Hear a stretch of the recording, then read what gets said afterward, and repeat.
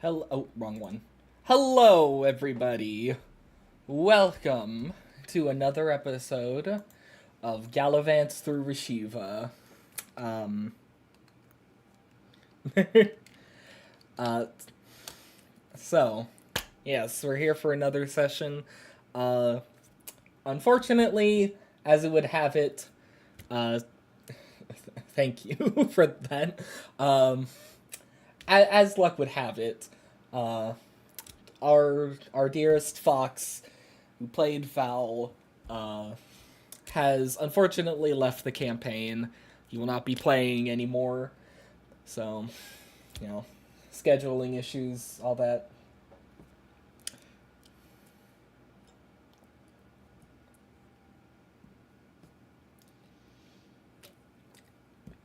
Yep.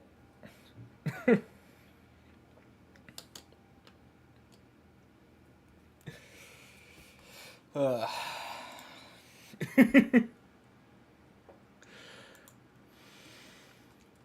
Alright, today I shall nominate for the recap. We'll give it to Zers for a recap today. Both of you do assume I remember anything that happened even 5 minutes ago. Fair enough. We killed a big thing. The big cultist guy turned into this giant, scary mass of flesh and bone, and we started to fight it. And by fight it, I mean everyone served as very valiant distractions to lead it in the path of a crane, which I, so courteously just dropped on top of it after Death by spending infrastructure. yeah, I mean, collateral damage. It's either one crane or the entire city. I'll let you decide. So they let it over. Thanks to Val and Polaris, I was able to get to the crane much quicker than I would have been able to normally. Cut it down. It landed on the thing's head and incapacitated it long enough for Zers to run over and stab it repeatedly in the head with the weird ritual dagger thing. It faded away into obscurity. Then we got a cameo at the very end from Gideon, Gaudian, if you will. Some highlights throughout the fight were Lisa getting vored and Mara getting shocked by lightning and dying. That was cool. Thanks, Mara. No problem. Mara died, but she didn't. She got better. And yeah, it'll buff. It'll buff. So Gideon came by, everyone started talking to him. Zerzum got mad at his existence, and Gideon led basically everyone off to go have a chat with them about, stuff and things and stuff. Also, some other god, I think it was, whose name I can't remember, came down, had a private chat with Gideon, and then he came back looking pretty spooked. So there's that. And I think that about sums it up. Did I hit everything? Yeah, like sorry, but that guy wasn't that big, but alright. Just a little embellishment. I wasn't that scared. Shaking, trying, sobbing. He thought, that's scary. Out of character, I'm going to guess that god was basically the cosmic lawyer or some shit like that. Yes, getting it done a cease and desist from Lyressa. I mean, that statement is neither correct nor incorrect. Somehow managed to be both right and wrong. Congratulations. That man came up and was just like, "You have violated the law."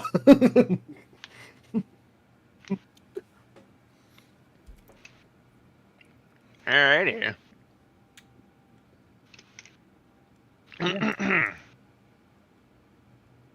With that, I believe where we had really last left off was that conversation with Gideon, where it really came down to him apologizing for largely misspeaking after the goddess Lyresha. Well, he did kind of do a little dirty in his descriptor of her end of things. And I think that is where we shall progress from. Cogs, I'm gonna rely on your depthless memory in order to properly kick us off here.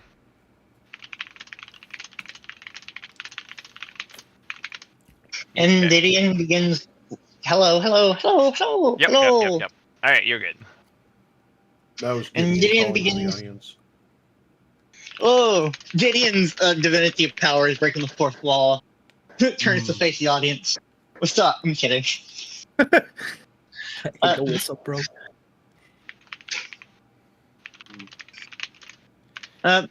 Gideon would indeed begin leading the way back to the RuneScaper household.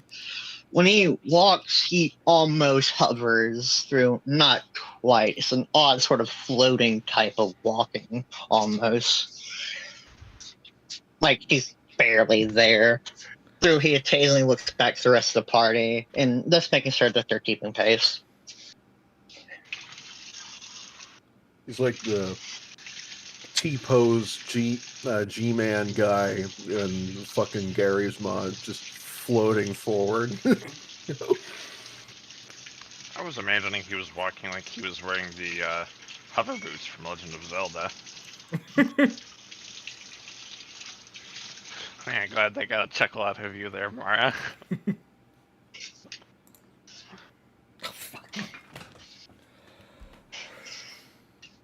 And the city passes by. At this rate, to anyone observing the city around, the looks received from the populace are, to say the least, not kind. It appears that whatever welcome you all had been afforded upon your first entering here, even the grace of the Runeshaper name can only take you so far. And it does not look like they will be asking you to come stay again anytime soon. Invariably, though, you do reach the Runeshaper household. That is where you are leading, correct, Gideon? Indeed, indeed. And there it is, the ever so resplendent building. It's rooftop now, at least fixed on the exterior. Largely any interior damage is understandably still being fixed.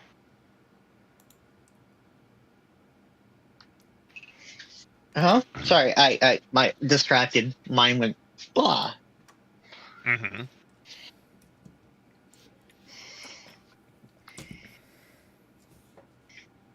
And there is the father of the Runeshaper household there to greet you all, whom gives a puzzled look at you, Gideon. Gideon would simply bow to the father. Please, allow us a little grace here. I must speak to my compatriots privately for a moment.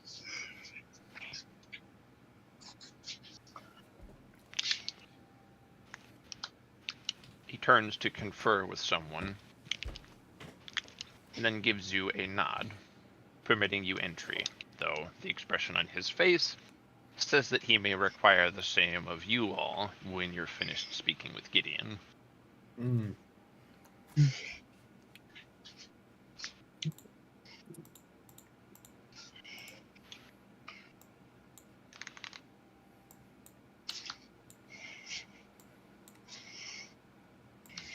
You're given a room in which the doors are closed, curtains are drawn for any windows that may be there, and you are alone with one another.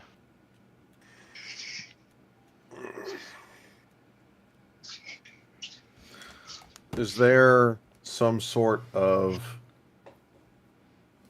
couch or chair or love seat or something somewhere to sit? Indeed.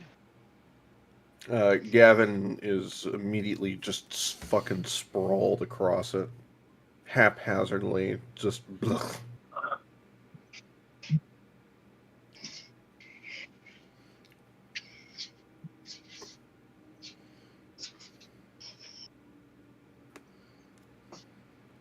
It's been a long few days.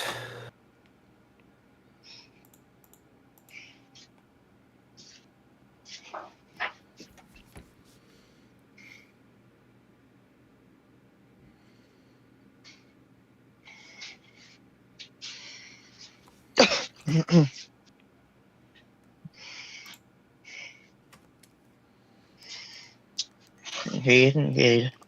I have a lot to discuss.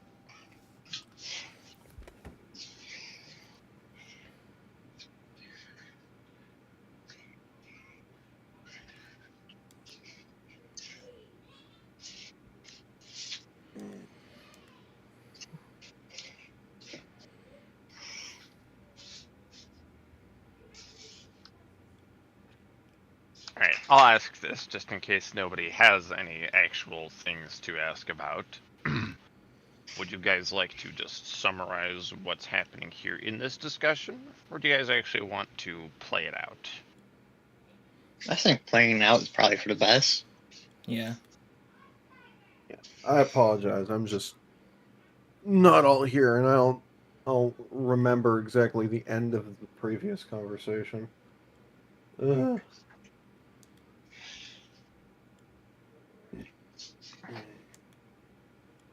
Understandable, understandable.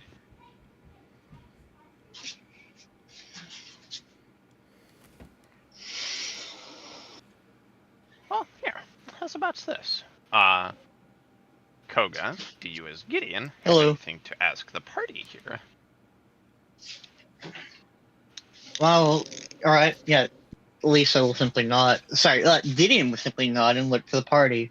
While Lisa was keeping me informed of most of what was happening, a few stuff might have slipped through the cracks. Is there anything overwhelmingly important I should be aware of? Your wife is dying and you need to help her. Ring a bell. Loudly.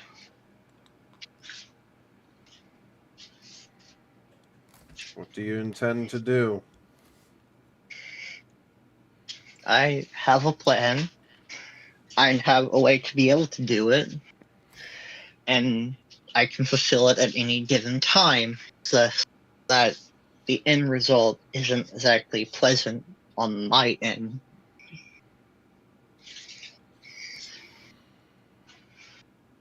Hmm.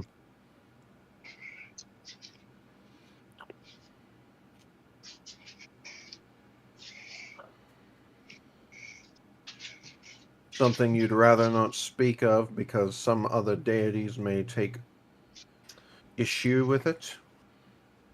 No, almost certain not. Can Gideon stow the little speck of light hovering around his hand? Can the rest of the party see it?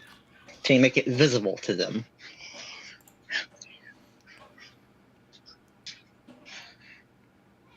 This is just for you, Lana.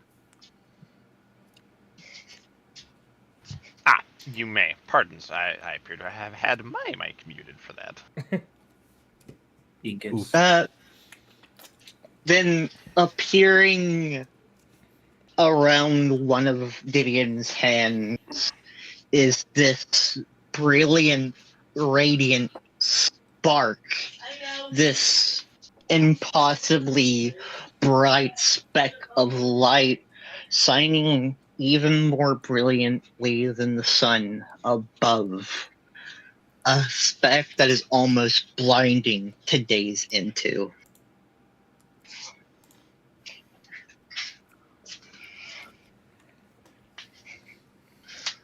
And he simply reveals it to the rest of the party.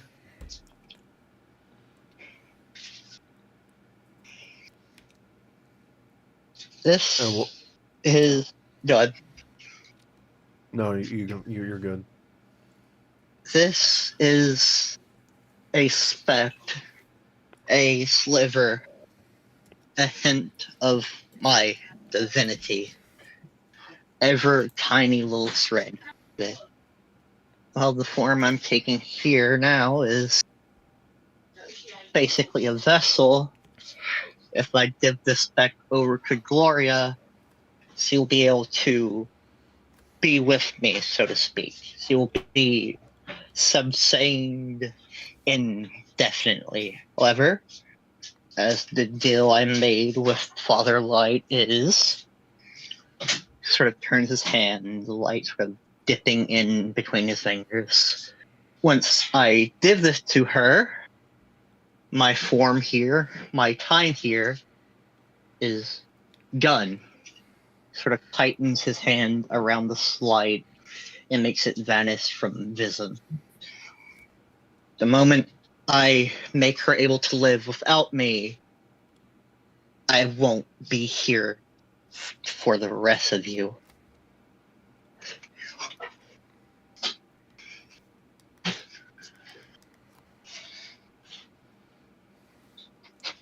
Back to your own realm where she can join you? No, see, she'll be here. I just won't be with her in the more physical sense.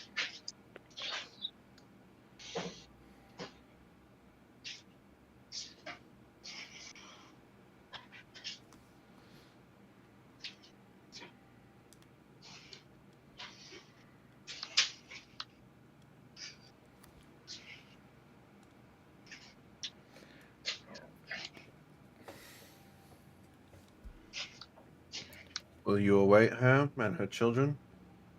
Your children? Of course. Now I have all the time in the world to wait for her to join me. If they even fade away at all. This is an indefinite source of sustenance.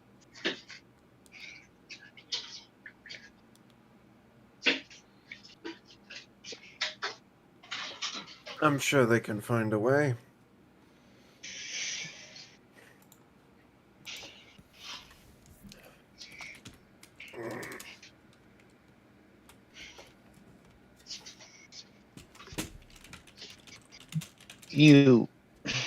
I don't think you're. Sorry, my apologies to this. The moment I give her this, my physical body, my direct intravenous as it is, ends.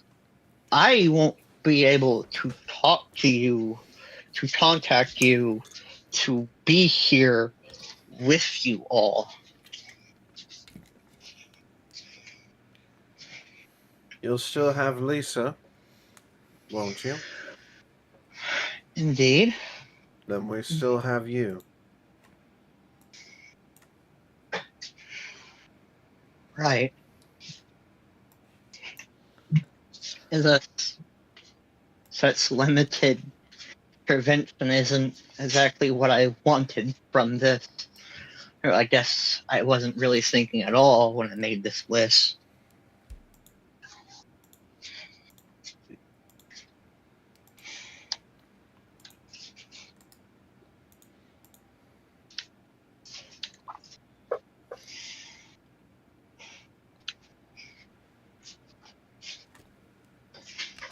It's time to stop dwelling on that.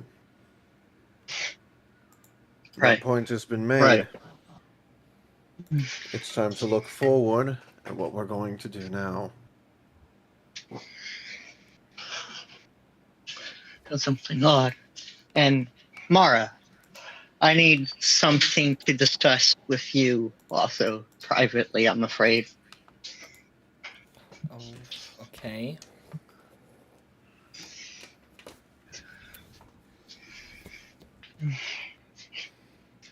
if you have any questions as a group, Jarson, Devin, Mara, that will be the time to ask it.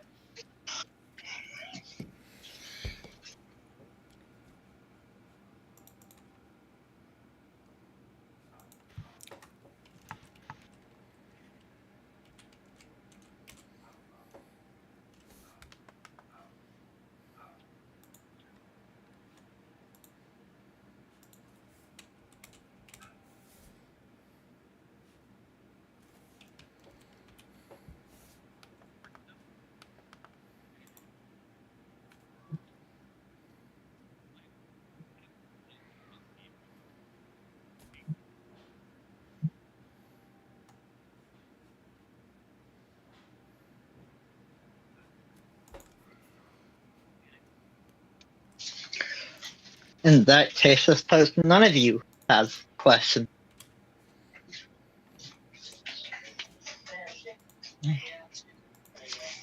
Oh, and Sir Devin, the deal I made with the goddess of murder, it was the best deal I could make. Her strength, her power, it was enough to even wound the other gods, to wound me. I daren't try to push her buttons. Let me guess.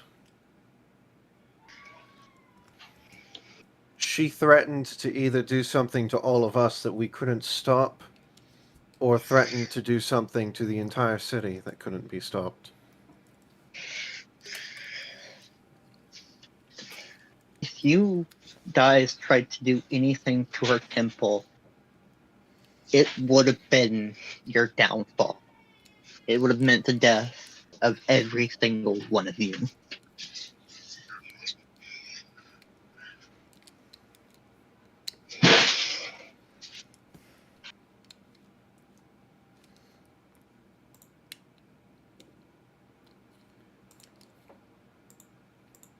Very well.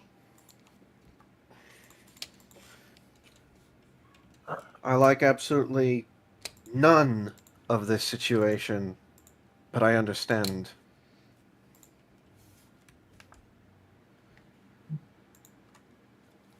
She'll fall one day.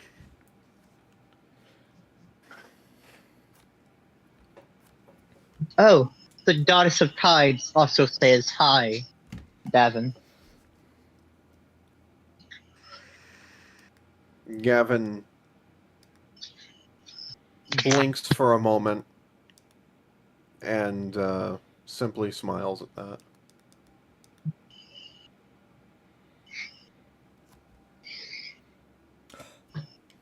And Miss Mara, I also made a deal with your goddess as well, with Raven Queen as it was. Yeah. People whose destruction I've caused, deaths I've made during that rather violent ascension, buildings I destroyed, with her permission, I was allowed to bring some of them back, to bring some of the lives to real life and causing the buildings to be repaired faster. I still have some of those remaining. A few more lives I can bring back, a few more buildings I can repair again. So I'm having a hard time trying to find whose, sort of pause for a moment, whose resurrection would be the most beneficial for the kingdom. I see.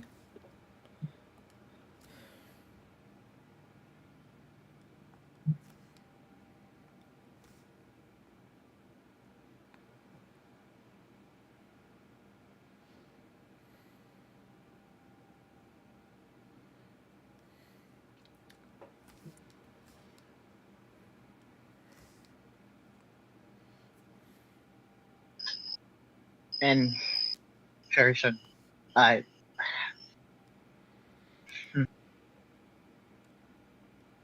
I wasn't aware that my ascension would cause destruction.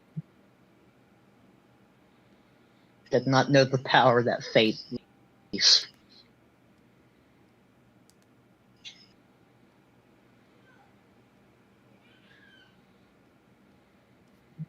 Just get out of my fucking face, Gideon. The less I see of you, the better. Something odd. I understand.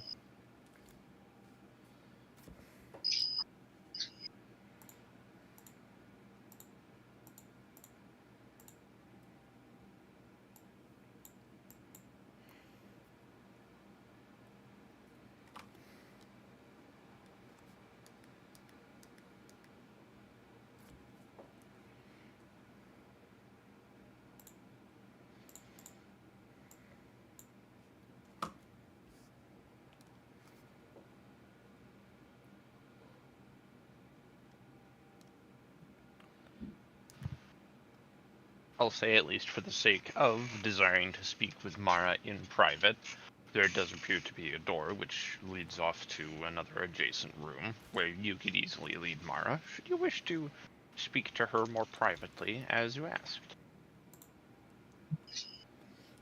Did something odd and begin leading her towards it.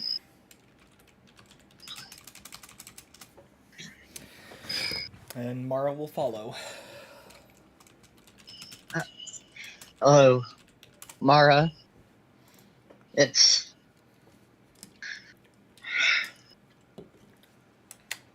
It's been a long Since time. we lost... yeah. How's life been treating you since my absence? I've been...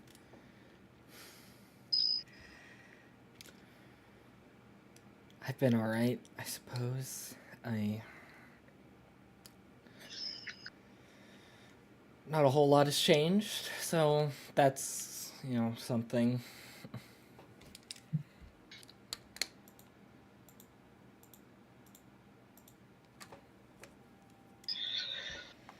Do you remember the contract, or rather the threat Calvin had us under?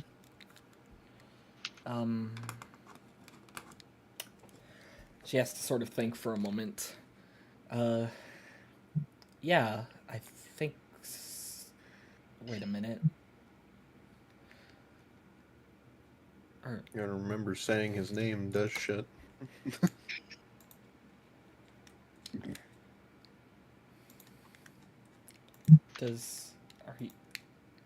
Are you saying...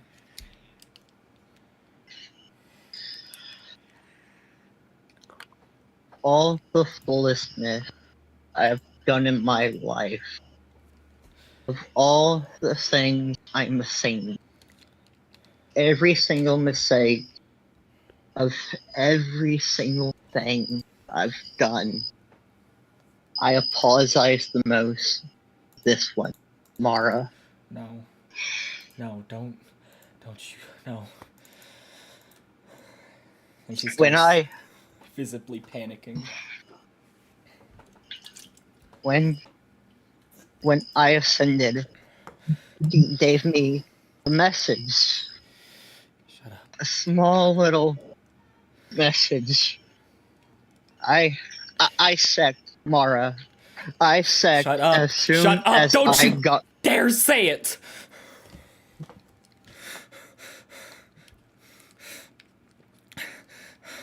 Mara. And without acknowledging any further words from Gideon, Mara's going to immediately turn, pull out the staff, and open up a portal to her village.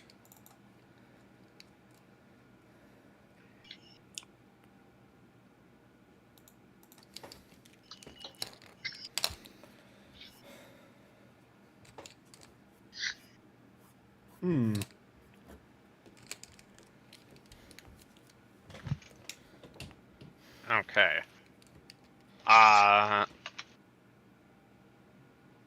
Would you say you were being quite loud in that exclamation. Very much so. Then, yeah, you guys in the other room will hear things getting quite heated with Mara just then.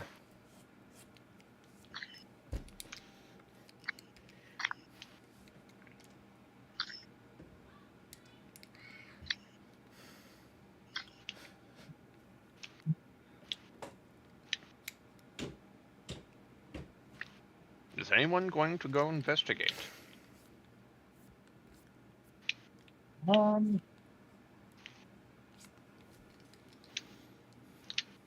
know what? Sure. I guess Zerzan will. She will be schmoving pretty quick, too. Alrighty. Zers, you do witness Mara produce this staff from within her many bags of holding and containing things, and this gateway open. Honestly, you're of course familiar with Doom Eternal. Kind of looks like the gates from that. Sweet. Always a good thing to reference. Indeed. And on the other side, you see a quaint village nestled at the base of some mountains. It honestly looks like one of the most peaceful looking places you could think of.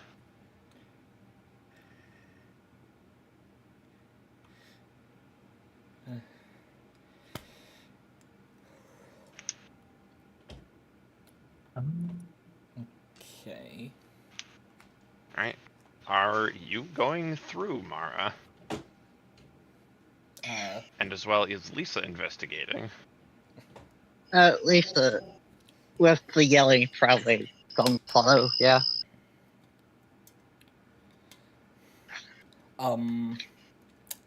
So I should ask first. Does the staff show the other side as it currently is, or do I have to actually step through the Indeed. portal? Okay. Yeah, it works like portals in Portal. You can see from one end out the other in real time. Okay.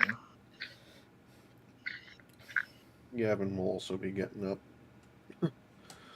Sorry for not saying so earlier. Typing.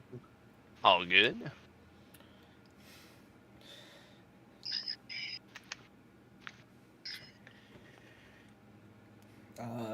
The only reason I ask is just a reminder that the portal does not stay in place for very long.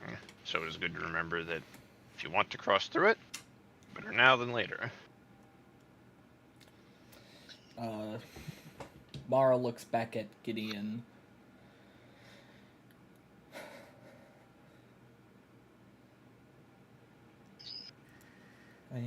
Hi. That's true.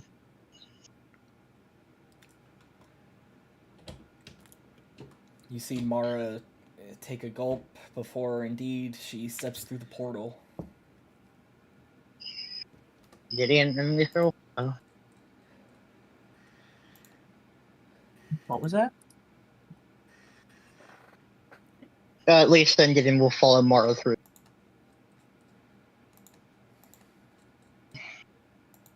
You're coming back, right?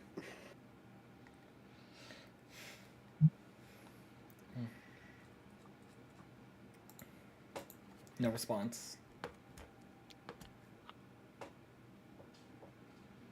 Gavin leaps through.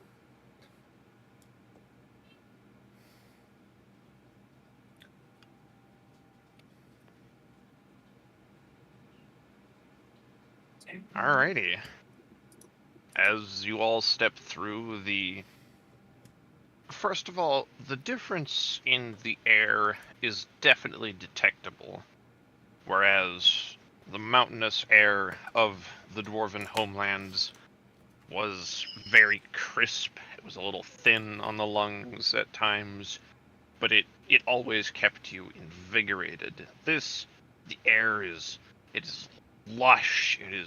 It's like you're suddenly breathing in a depth full of life each time you fill your lungs. It's rich. There's so many different scents of wildflowers, natural plants, honeybees dancing by, and other insects about their livelihoods. It is quaint life in its most beautiful. And there's stillness. Mara, you can see your fellow villagers milling about their day-to-day, milling about their normal lives.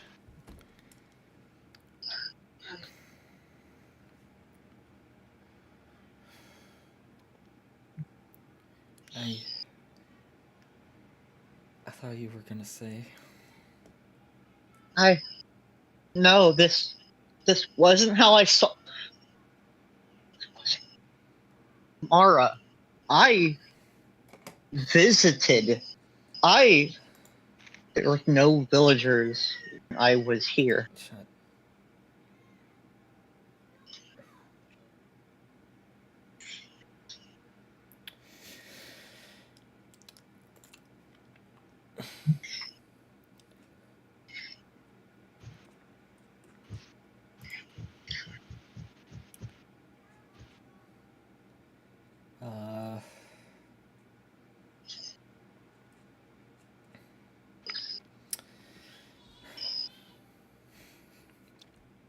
So, should I interrupt the happy little friendship party happening here, or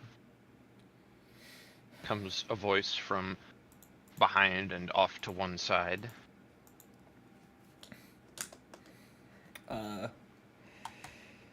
Mara looks over.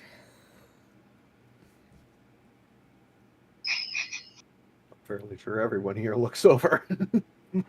Everyone looks over.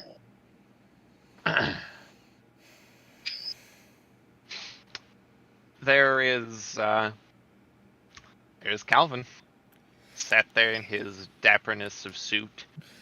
He's got what appears to be a cocktail in a copper goblet that he's daintily sipping from.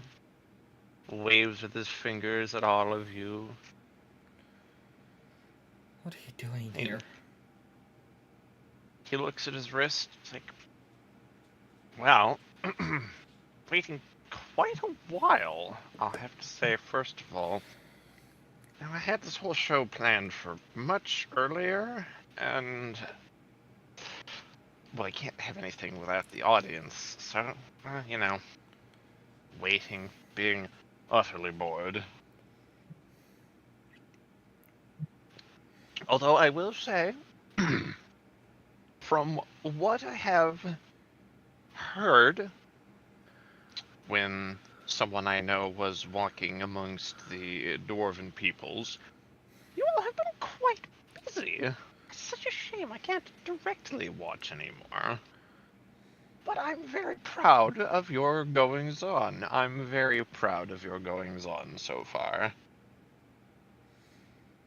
I'm not exactly how happy anyone would be here to hear that you're proud of us, but quite frankly, it was chaotic. You probably wouldn't have been able to keep up with it either. And such a shame. That's exactly why I'm so disappointed I can't watch anymore. Oh, such good entertainment. Oh well, that's how heroes and villains go, isn't it?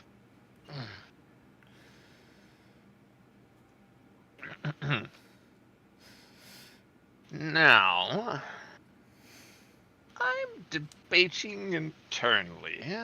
You've all arrived. Just had a big triumph. The thing is, I am the villain, so I do want to do something despicable. Don't you dare. Oh, but I'm thinking so hard about it. And just look at it. It's so perfect and peaceful and, disgusting. Ugh.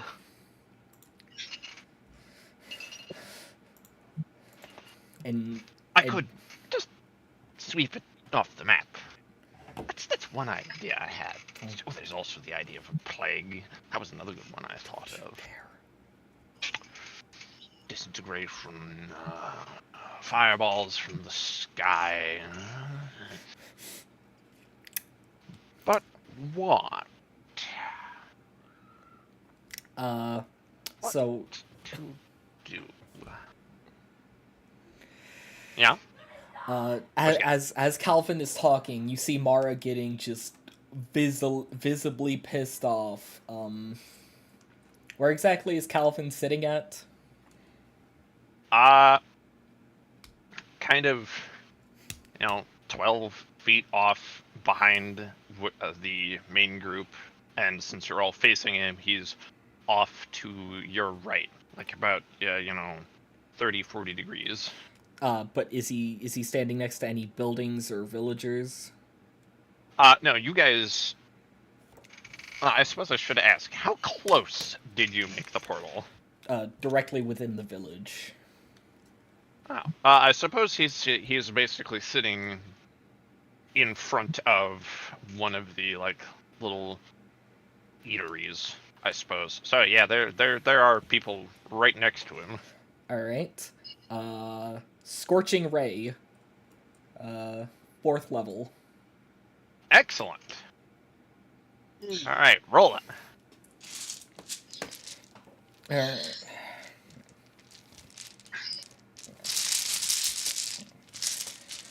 Should have gotten out my dice before session.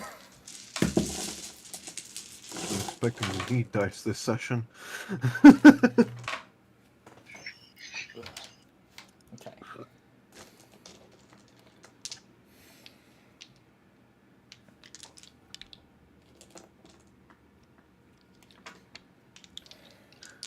Okay. Okay.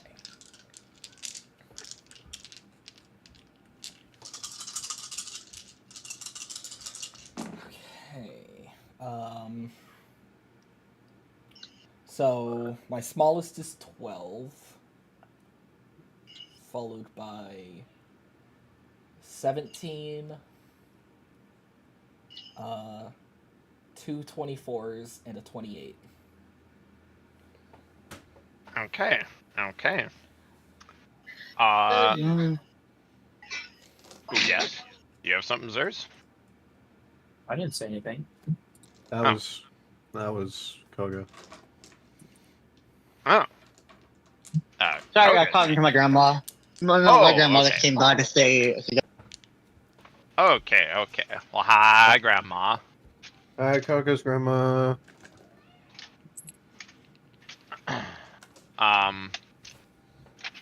So for those, the first one, just kind of in your haste to fire it, will miss. The remainder will actually hit, though. Okay.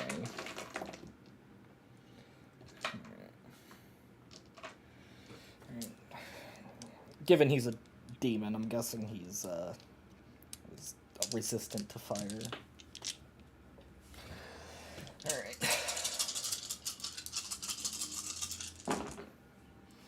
So I can't kill that guy. Heck yeah. 1, 3, 5, 7, 9, 12, 16, 21 fire damage halved if resistant, so that'd be 10. All right. You see your 3 rays all strike true, and you see them sizzle against his flesh. You see them it appears to even fully harm him. He looks down at where they struck, and he looks so happy. He stands up, sips down the last of his cocktail, and sets it on a passing server's tray. Cracks his knuckles and stretches out. Oh, are we doing this? Are we fighting? Oh, I've so been Catapult. hoping. Oh, I've so been itching that we would fight one of these times. Oh, I Catapult. hoped. Okay. Wait, did Zerzan come through too? Yeah, I'm- pretty sure. I'm assuming so. Otherwise, I'm going to otherwise, I literally may as well just leave this session because I highly doubt it would come back around to me at any point. Hmm. So yeah, catapult. You know all those bricks she bought? Yeah, she just has a sack of those hanging off the back of the Colossus as catapult ammo. So I cast Beautiful. catapult. I throw a Excellent. brick at his head. Heck yeah.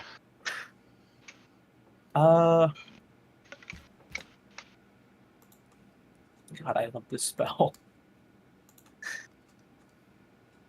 So let me see here. Dice. Rolling dice. Where is my d20 for this set of death? Oh, there it is.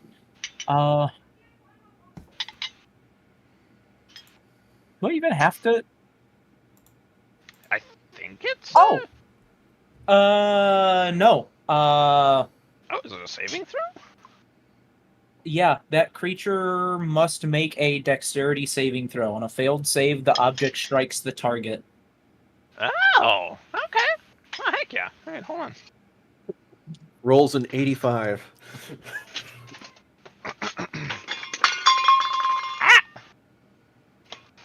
Don't mind me. Knocking things over. Quit dropping batteries, man. Now that's Gideon's job. Yeah, I was gonna say, and he's right there. Don't give him ideas. So, hi Lana. Can I do not have my computer with me. Do you want me to make like a Gideon sheet on D&D Beyond real quick? I can do that. So I have like everything like screenshotted. Do you remember enough of your stats just off the top of your head? I have it all screenshotted for reference. Cool. Then, no, you're good. Oh boy, because I have to look at 2 other things now. What's the DC to pass? 15. Okay. He does not succeed. Yay. Wow. Oh my goodness, that's 2 max damage rolls. Bunked out 19. 19. I hit him in the head with a brick for 19 points of damage. Bonk.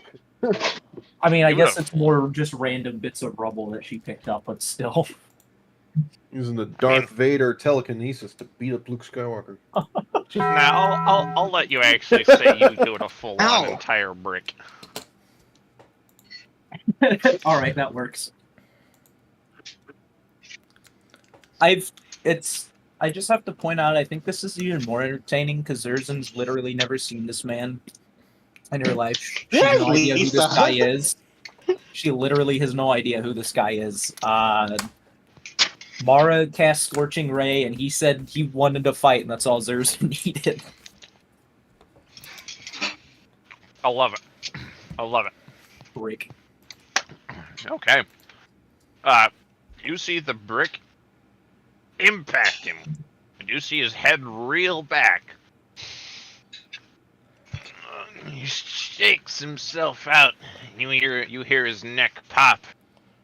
He's like, "Oh, this is definitely happening. I am so delighted." And if you will give me just one moment.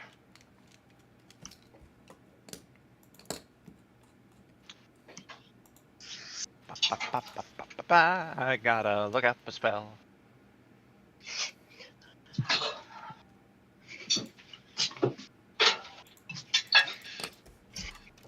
Alrighty.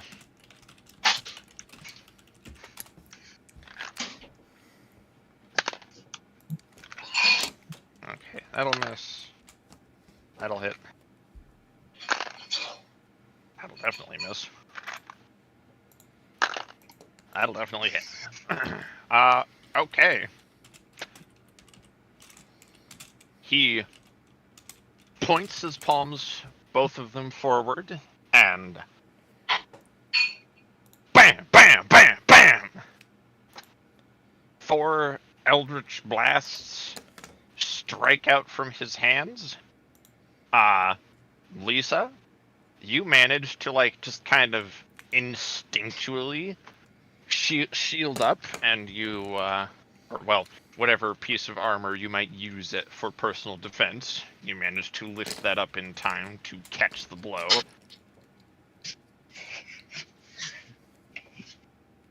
Then, Mara, Zers, and Gavin.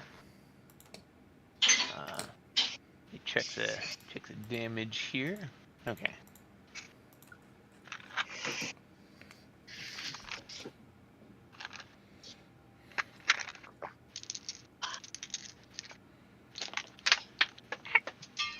Oh no.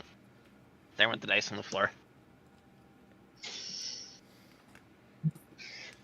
Okay. Zers, you are taking 5 force damage. Gavin, 7 force damage. And Mara, you're taking 10. I thought he only hit 2 of us. Oh, did I do that wrong? That's what it sounded like after you'd rolled up the dice and you were counting them. But I was The first one you said missed, the second and third hit, and the fourth one. Oh, okay. I'm willing to roll. I'm really willing to roll with that. In which case, then just Mara and Gideon. So 7 and 10 damage. Alright. Awesome. I need to. Oh boy. Only have 25. Wait, Gideon?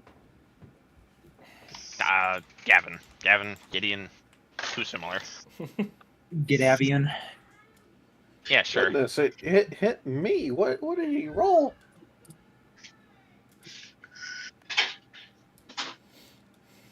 Billion. My AC is 18. That- What did he roll?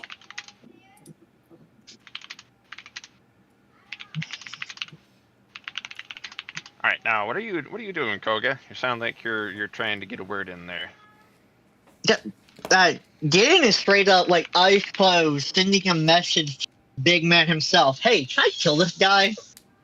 Gideon is basically asking permission from Father Light if he is allowed to be involved here in this fight. Okay. Well, boy, I got a message for you then. Can Alrighty. I kill this guy? Can I kill that guy? Mara, we might have to kill this guy. Damn. I was just thinking of that. You know, when I was a paladin, I was Oath of Redemption, but I'm not a paladin anymore. The power of friendship isn't working anymore. I need to kill this motherfucker. I'm reminded how that's basically the entirety of the plot of How to Train Your Dragon 2, and I love it. I'm gonna try and convince this guy with the power of friendship.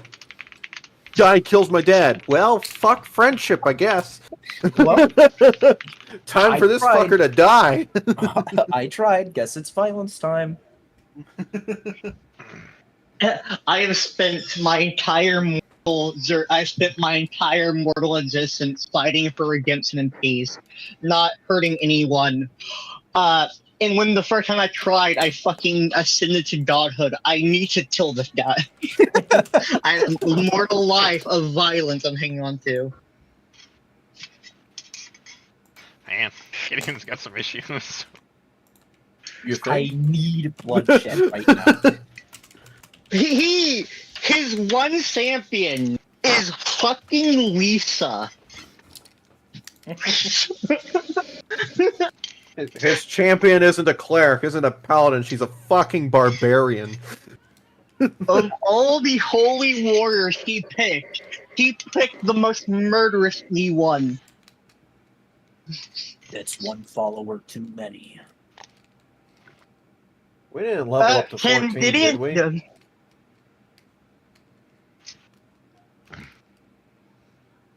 Are you going?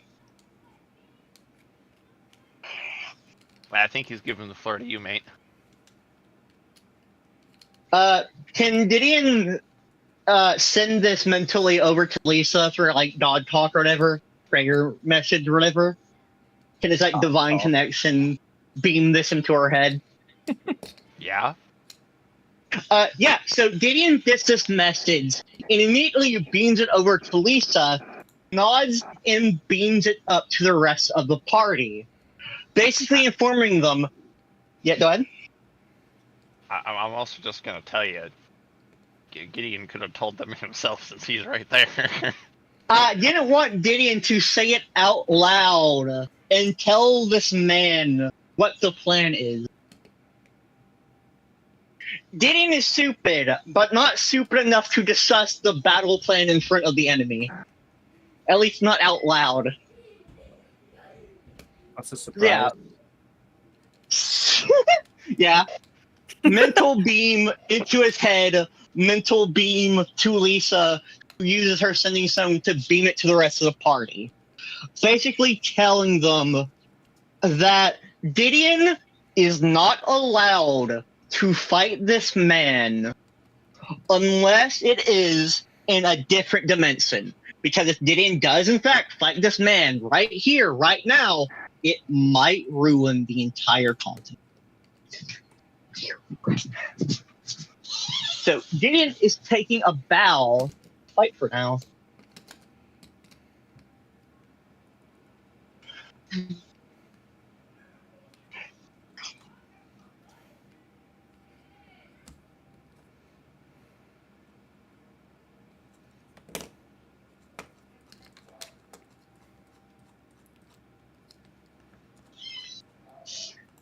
Sorry, I was yapping. Got excited. You're good. How dare you speak? You're You speak when spoken to, maggot.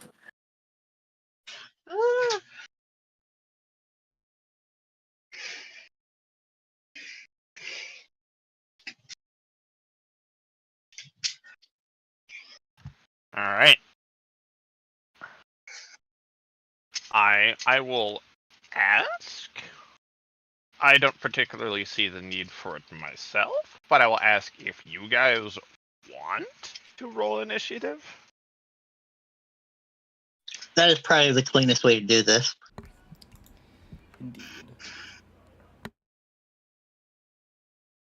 I'm indifferent for the most part. I might be slightly against initiative because that seems to slow things down whenever combat hits that point. But if majority rules, then majority rules. I think if more good. I was just saying I'm good either way.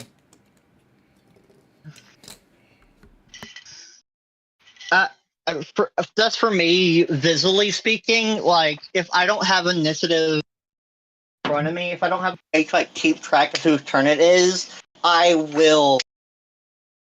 That's like completely like fumble.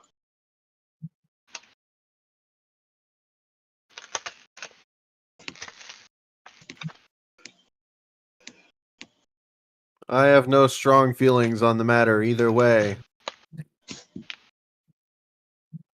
Then I will say my. Okay, so Mara, were you like either or? Yeah. I don't quite recall. Don't either or. Then since there's really only two strong opinions, I'm going to go with let's not do initiative just for the interest of flow. I do apologize there, Koga. It's fine. Koga dies instantly. Remove him from the campaign. Bye bye. All right. Look, He's removed from reality entirely. Gone. It is at this point that he has fired off this Eldritch Blast that it seems suddenly the people around seem to notice he's there, seem to notice that you all are there. A woman immediately screams and she stumbles back and runs. You see several of the men of the village run to effectively the singular guard's house that there is, in order that they might furnish themselves with some kind of weapon.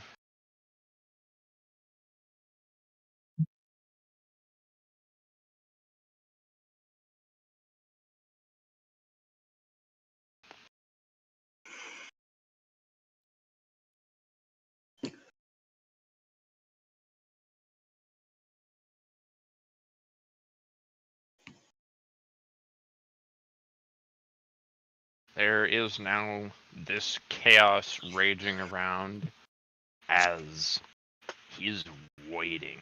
He is waiting with excited anticipation. Alright.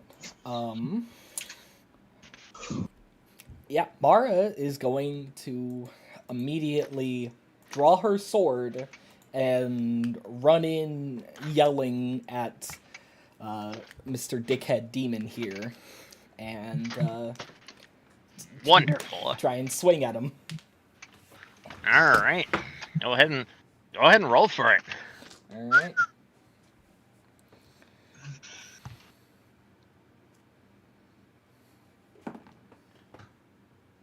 That is a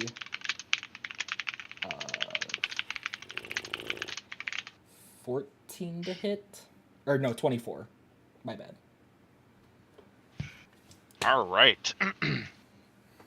You slash your weapon forward, and you see it strike him truly, and you see it open a wound across him. And it is at this that he grabs you, hoists you up into the air, and he will throw you towards Gavin. May I get a Go ahead and roll make to a strength roll. dodge that? Strength. Well, hold on. We're gonna let Mara do a strength rolls for opposed strength here. Alright. Just straight strength, not athletics or anything? Okay. Alright. That is a 15. Right, well, you beat him because the poor guy rolled a 12. Get fucked. So as he tries to yeet you, he does end up basically fumbling you, and you only go about 10 feet and tumble and are able to get back onto your own feet.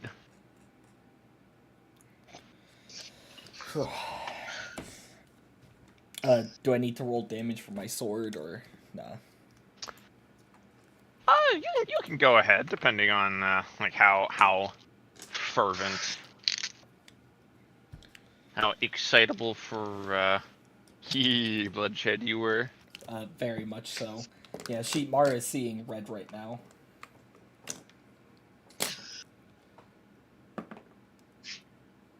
Apparently not that much, because that's a 4. All right. Even in spite of such a low number, it has still opened a very visible wound in the man.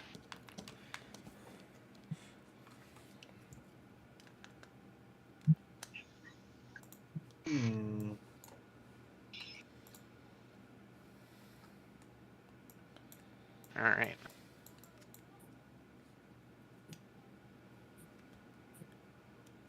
I'm going to be looking up in a a spell here, but in the meantime, is anybody else taking a swing at the boy?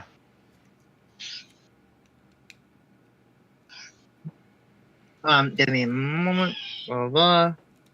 Mm-hmm. Once Koga's done, I guess I'll try to give him a wallop. Sweet. Go ahead, sorry. Go on ahead. Well, I'm in a mech suit and I have a morning star and I want to use it, so Delightful. that's not a very promising attack check. 14? That's a nice meaty pounce you hit on the lad. That got him? Damn. Okay. Feels like he's not trying to dodge. Maybe he's got like a billion hit points.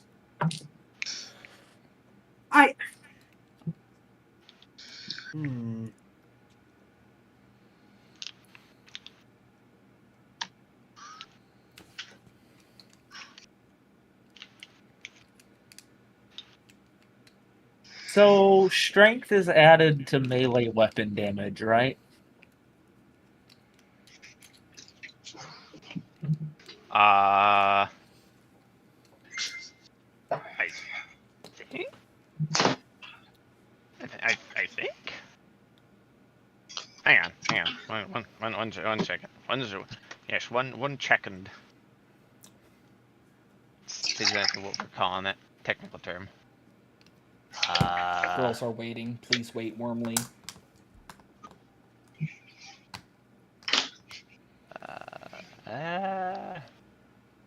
No, not. Did I say girls are waiting? Girls are preparing. Whatever. Girls are preparing. Please wait warmly. Yeah. Oh yeah, this real life Gideon doesn't have any of his stuff with him, Lamau. Goes in like fucking Aqua and Konosuba. God punch! He just bares his claws. Have you used these? Morningstar, right? Yes. I think it's just mace stats, but we had it flavored as a morning star. At least that's how I've been rolling with it this whole time, unless morning stars have different stats. They do a D8 of damage as opposed to a D6. I will make note of that. Yeah, morning stars do actually do. They have an extra 2 points more of damage they can roll. So that's 1d8.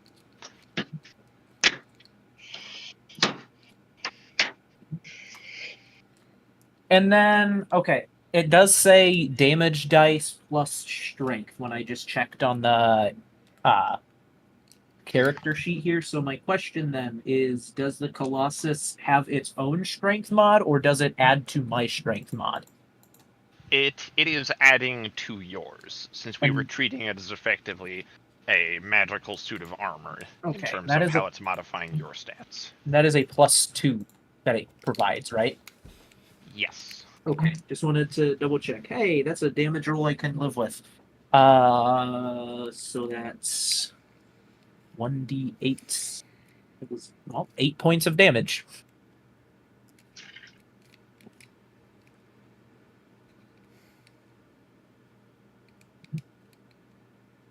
So take that for what you will.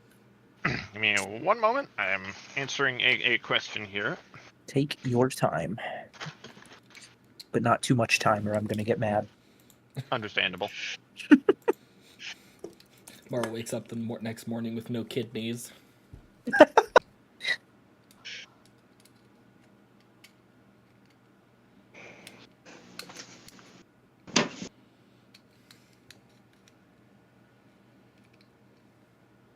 Ba ba ba ba ba ba ba ba. Ba, ba, ba. Why would you say that? What the hell, man? Blah blah blah blah.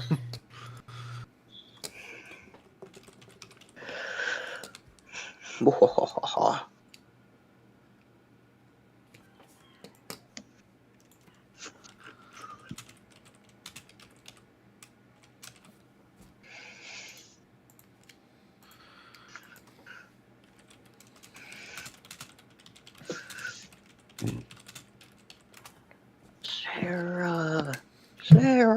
Koga. What's up, pimp? Sup? What's up? Sup? How you, bro? I'm pretty good. How about you? Yippee. Yippee. Hey, have you considered? No, I try not to Whoa. consider anything. True. Whoa. Real. Real and true. Have you considered the following? Fact checked by real paladins.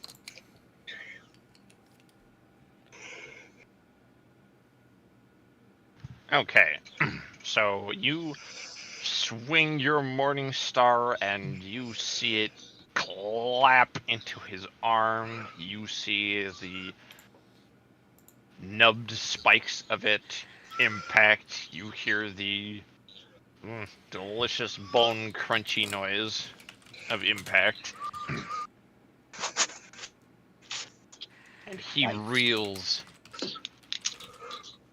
and appears to absolutely welcome this assault that he is undertaking, as he will swing in return.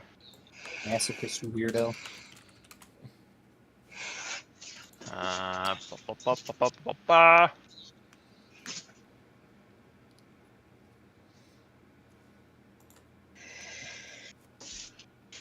I gotta pick a spell. Oh, this is hard.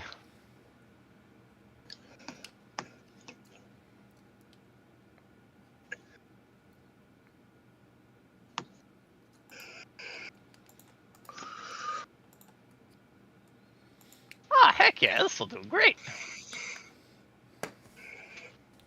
Womp womp.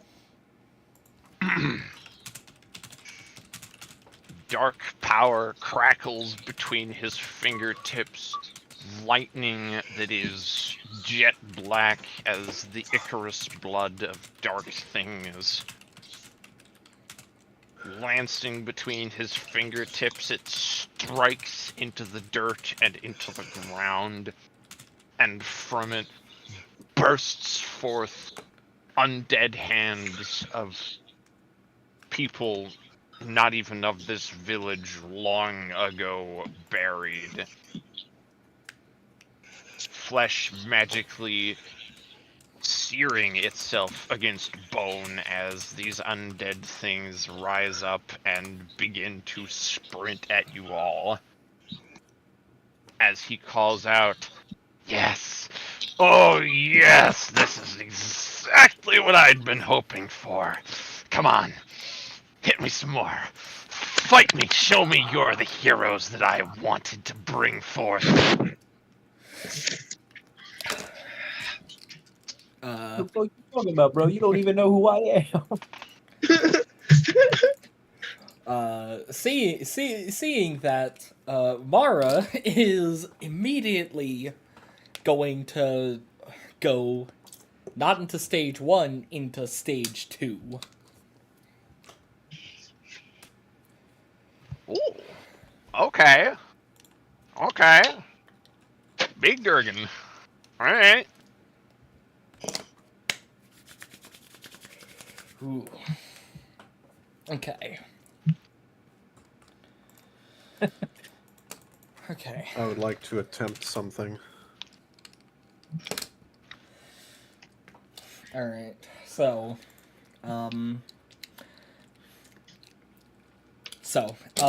unless you've changed unless you changed how exactly stage 2 looks in some way. So you see Mara grit her teeth in what appears to be just pure agony as in addition to the normal changes that she gets when she goes into her part dragon form, the scales, the wings, that sort of thing, now you see her limbs sort of slowly stretching out, and you can sort of hear the bones cracking as they reshape to fit the new length. Her teeth extend into fangs, her nails into claws, and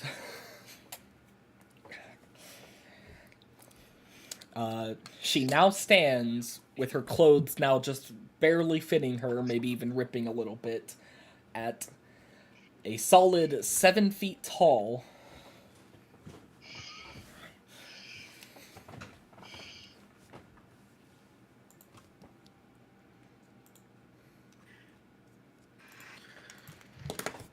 Heck yeah. I would like to attempt something. Okay. Gavin is going to run past the others and through the sending stone to everyone. We cannot do this here. Grab each other's hands. Someone take mine. And I run up right into Calvin's face, basically. And also part of that message to Lisa, let Gideon know. Yep. Beaming it straight to Gideon. Weird prayer moment. Yep. I have my left hand extended for someone to grab, and I reach forward and I simply try to place my shoulder on Calvin's shoulder and say, if you really want this, let's take it somewhere else, motherfucker. And I'm going to cast Plane Shift. Okay. Alright. So, anyone who grabs hands, you're willing, and you're coming with me. Yep. So Gideon grabs Lisa's hand. Good. no, you go ahead. Yeah, Gideon just grabs Lisa's hand, the one that's not sort of clinging on to a greatsword, strictly selfs it, reaches out to grab Zerzin's hand. Gideon is sending a hand up to Grab. All right. Mara is going to, at the very last second, right as the actual shift happens, rather than grabbing anyone's hand, she just leaps forward and grabs Calvin by the face. Oh. So then this is down to Calvin. Is Calvin going willingly? Doesn't seem to be objecting. Riz. Then we all are going to appear in... Because this sounded like an interesting place to send it all for some fucking reason. The Trialed Halls. What are you fucking... Excellent. Alright. I will ask this. What was on your mind the moment that you selected that destination? Well, I also asked you what might happen, and you didn't respond, so, Oh, fair enough. I didn't see that. I don't. Well, then we'll figure that out as of right now. My impression was either nothing was going to happen or the fight would be stopped by something.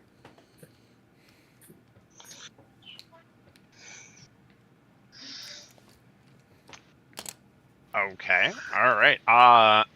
And if it's not stopped by something, then we have Gideon.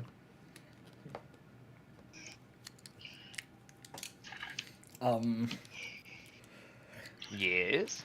So, regardless of what happens, as soon as they've plane shifted, Mara continues with her motion, and she's going to at least attempt to, that scene in the Broly movie where he grabs Goku by the head and just like presses it into the ground, slams it into the ground, and starts pushing it forward. Just she's attempting to do that.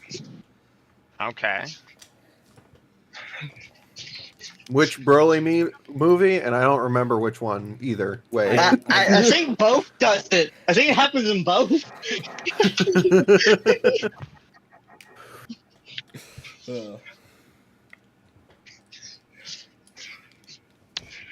All right. First of all, what happens is, you know that moment where everything feels like it suddenly starts spinning right before you actually hit sleep? No. Okay, well, there's a sensation where it feels like the whole world starts kind of immediately rotating while you remain stationary. It's a very strange feeling. It specifically happens whenever you are about to enter a state of lucidity during dreaming. And that is the sensation that you get. Everything around you starts to spin, colors all blurring together, and when everything rights itself, you are in this what appears to be a lavishly decorated, if absolutely city-sized, multitude city-sized cavern with buildings that surround the top and the bottom, pathways, and it seems that you are in what appears to be some sort of a place of judgment.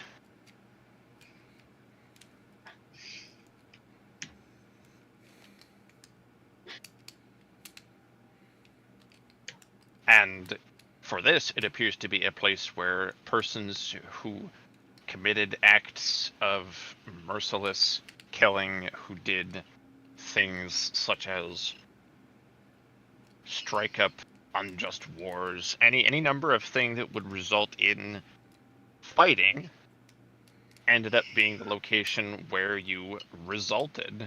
And as you land, Calvin puts his hands together and a barrier establishes itself around you all, 300 feet in diameter, that seems to create this hexagonal integrated shield. And this is to keep any undesirables out of our little duel. Gideon throws another prayer towards Father Light. One questioning, does this count as another dimension, and if he's allowed to fight here?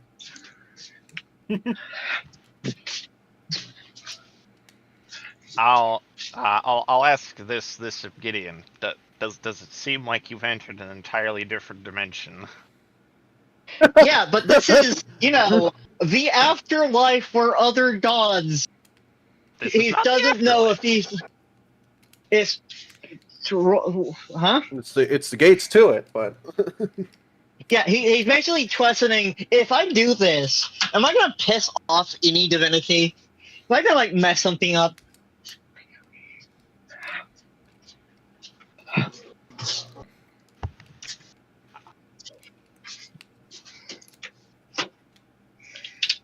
You might get the stink eye from one, but it'd be no worse than ire you've already raised with him.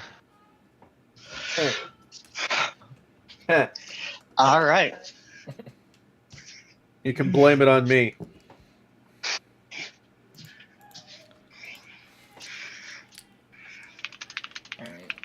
I take that to mean my Broly move did not work. Well, hold on real quick. I gotta catch up with a lot of stuff here. Okay. How dare you? How dare you?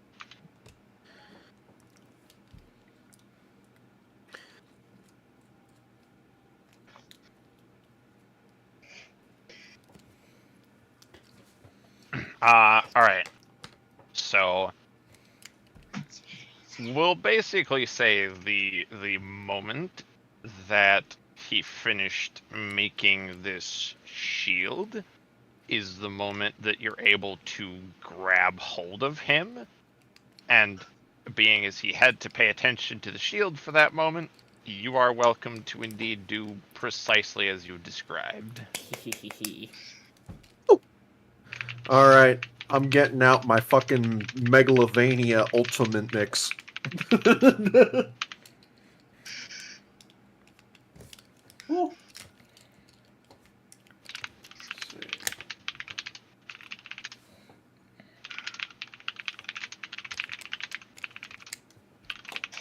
I'll even post it for you guys. If fucking Discord will allow it.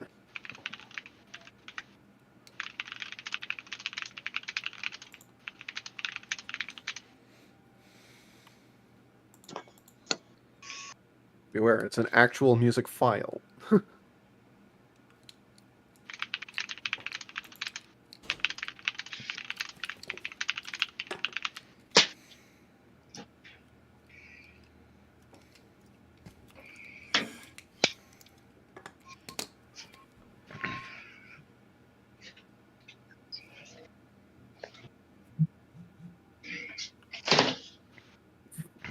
Alright. Now, what are you doing with the man after you've done your Dragon Ball move there? Alright. Once we've come to once we come to Yeah. a stop.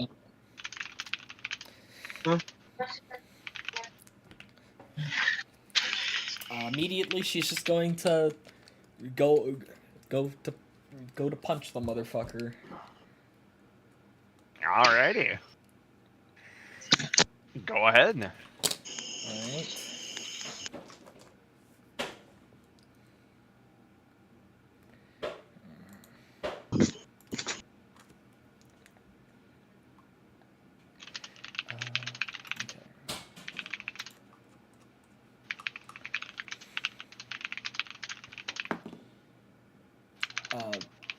That's a 14 to hit. Alrighty. Go ahead and roll damage for that. Okay.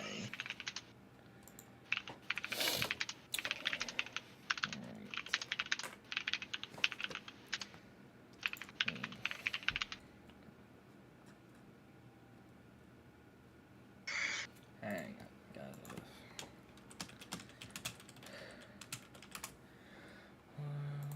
Probably should have checked this while I was waiting.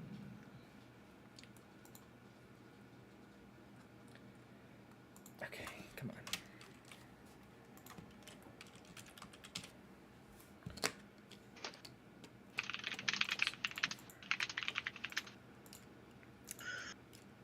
Oh, right, because it's an unarmed strike, so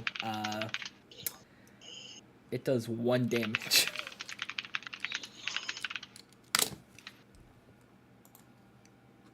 One I damage? feel like that should do more damage because of the flavor. Yeah, you can go ahead and crank that damage up a bit. I think that seems fair. Alright, what am I cranking it to then? Billion.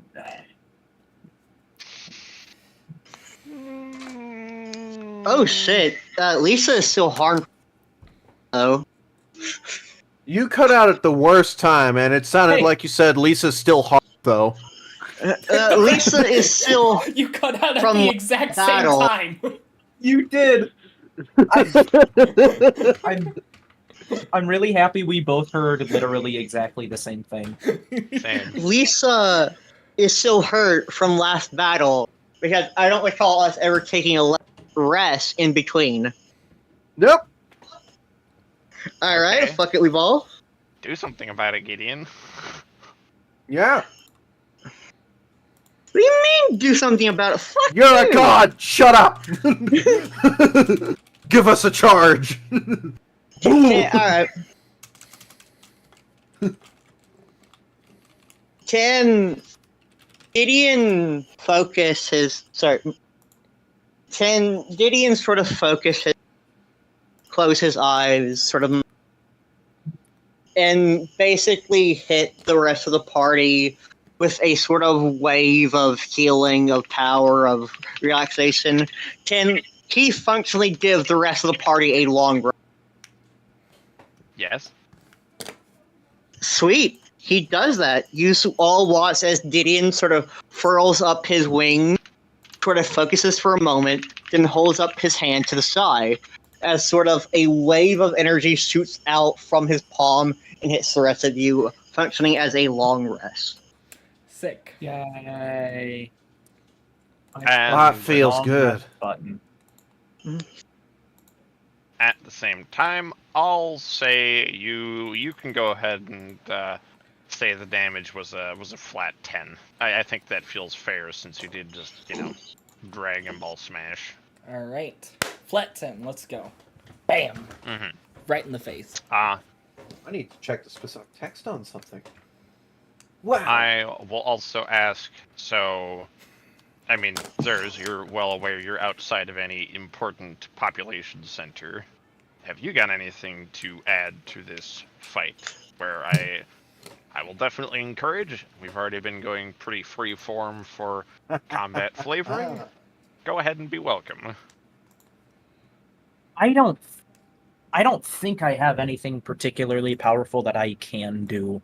Most of my spells are either low tier damage or utility.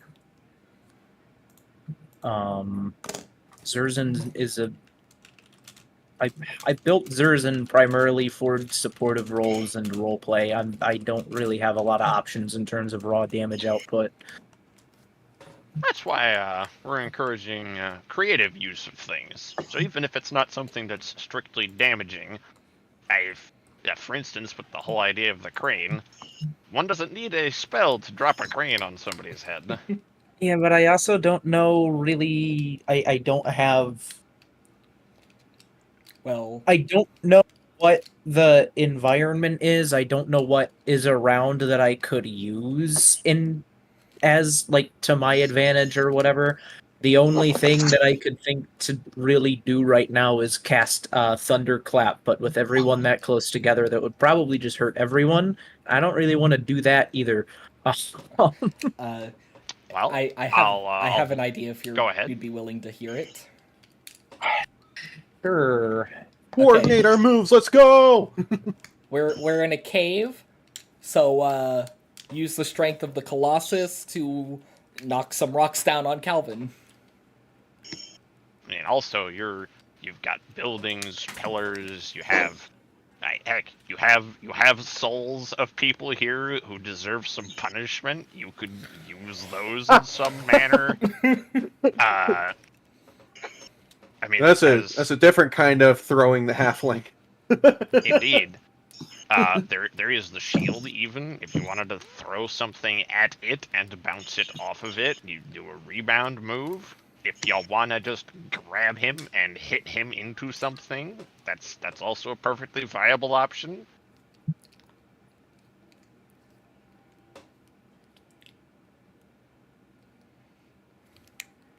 Friends as projectile weapons.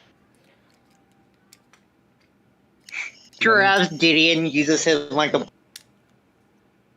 I've got a sun sword. Throw me.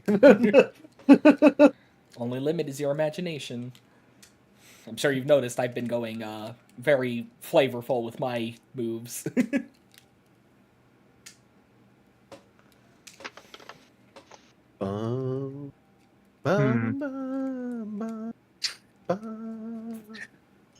All right, so this is a Hail Mary that I'm not at all expecting to function as well as it probably could.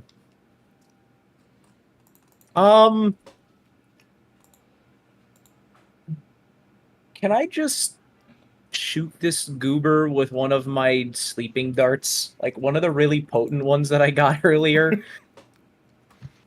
Go for it. Alright, that's what I'm gonna try to do. That is...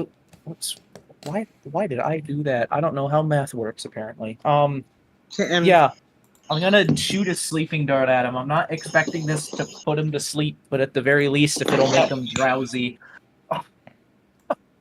Hey, Lana. Can Gideon bless this sweep dart with Buzzbloom?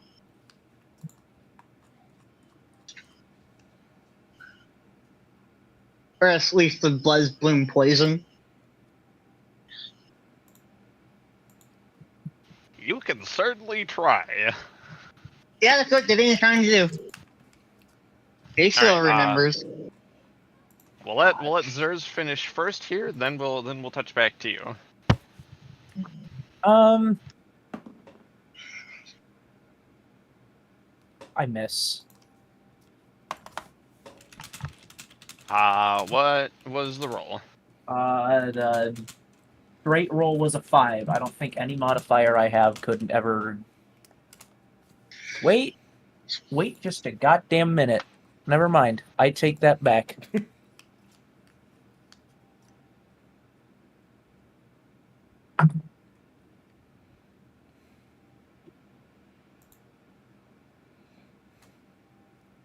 Alright. Well, luck is not on my side. I used one of my luck points because I have the feat lucky, and it just downgraded me to a natural 1. So this is really fucking cool. I really like how this turned out. You can roll lucky more than once. And waste more luck points on the same attack when I should probably save those for more use later. Yeah, I kind of feel the same about only using one at a time unless it's something Big. ultra big. So Fair. Everyone just gets to do cool things except for me, apparently. So I will still permit it to hit. Actually, I mean, I was gonna let it hit anyway. So just because that's already what I had in mind, we'll just say instead of hitting him anywhere in particular, it smackadoodles him right under the fingernail.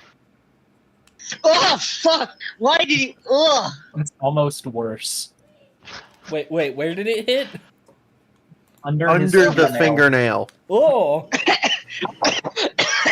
Oh. Alright, time to pull a JoJo scene on him. Pull that thing off. No, we are not. Look, I still have to treat it as a 1. If I'm gonna let it hit, it has to still be horrible somehow. What the... fucking gag, don't say that shit. Sorry. You gave Koga Nom flashback. Oh, we did real damage to that man. Sorry. I was actually gagging there. Sorry, mate. Didn't realize that would cause real damage. My bad. Alright. Which does appear to put a dent in the otherwise unshakable confidence. That kind of looks like a expression he gets on his face as he looks at Zers. Can I... Okay, this is really ambiguous and serves absolutely no purpose whatsoever, but can I try to make a facial expression to hide my surprise and instead mask as like, yeah, I meant to do that?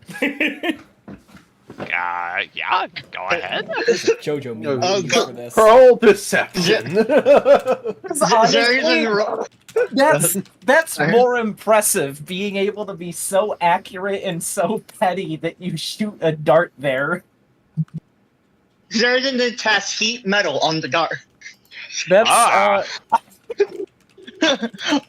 Oh, that gets you! That's fucking... Wait, we never... I mean, not that badly, but, you know, I don't... I don't have heat metal prepared, so I couldn't even do that. But that does bring up a good question. What material are these darts made out of? I don't think we ever described that. I just assumed they were made out of like bone or something, because that's usually what blow darts are made out of. I think that's pretty much what I was keeping in my head also, so... All right. If that is regardless of whether or not that's deception or persuasion for that check, that's a 14. He just really looks at you like, really? I flip him off. Specifically, I pull my hand out of the control part of the Colossus to do it with my actual hand.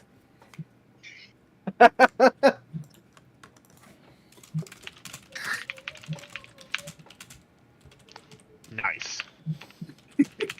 Alright, so now that we've done that, Gideon, you can attempt to add drugs to this man. Or, well, more drugs, I suppose. Drugs. Gideon is well used to Buzzbloom. In fact, that is one of the things he liked to use the most during his time as a mortal being. That and the sweet poison he made out of it. He is trying to add this to the dart itself. I'm sorry, I didn't know what that was, so the first thing that came to my head was, Gideon's really familiar with the effects of DMT.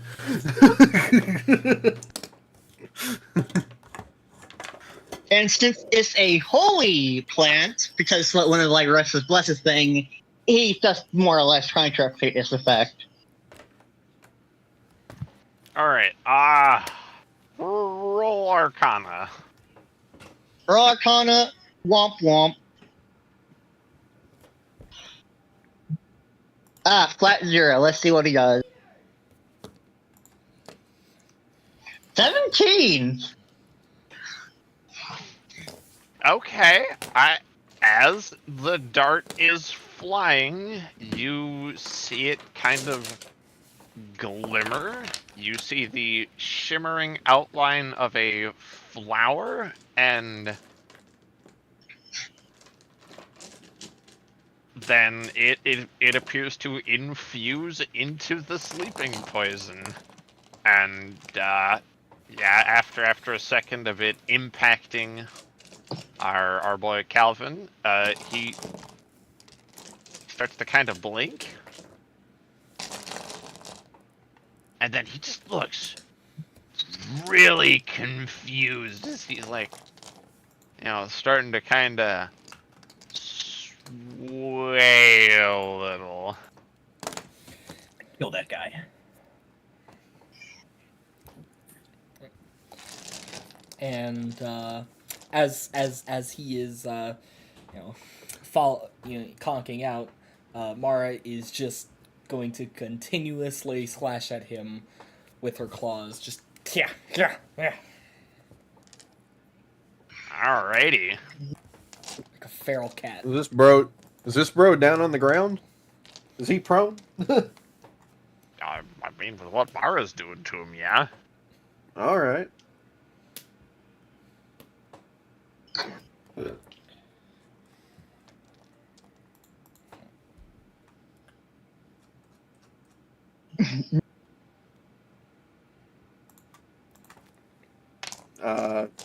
Is Mara rolling attacks? That would be a lot of rolling. Is Mara rolling damage? That would be a lot of rolling. Is Mara doing damage? Yes. Well, while Mara is doing damage, since I haven't done anything this disorganized cycle,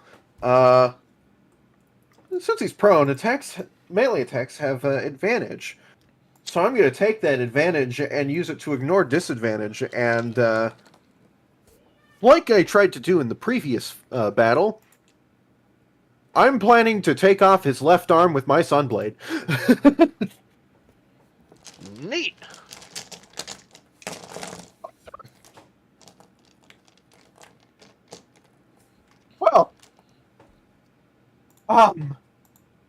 That is a natural 19, so does a 30 hit? It will. Oh, goodness. No. I'm assuming he's not below half hit points. He is not. I assume not even fucking close. Alright. 10 plus these boys. Ooh.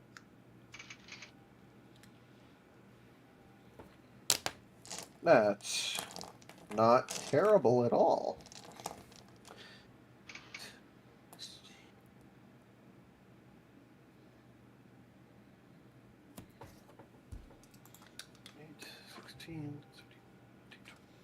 That's 23. No, wait. 23 plus 4. 27 points of radiant damage. All right. As I am attempting to either outright sever or attempt to begin severing his left arm and shoulder.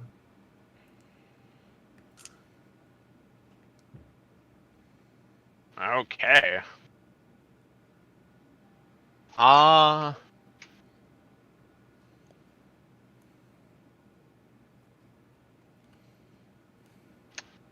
splendid. There's no saving throws or rolls required for this particular spell at all. Oh, delightful. He doesn't count as undead, does he? I assume. No. Just making sure.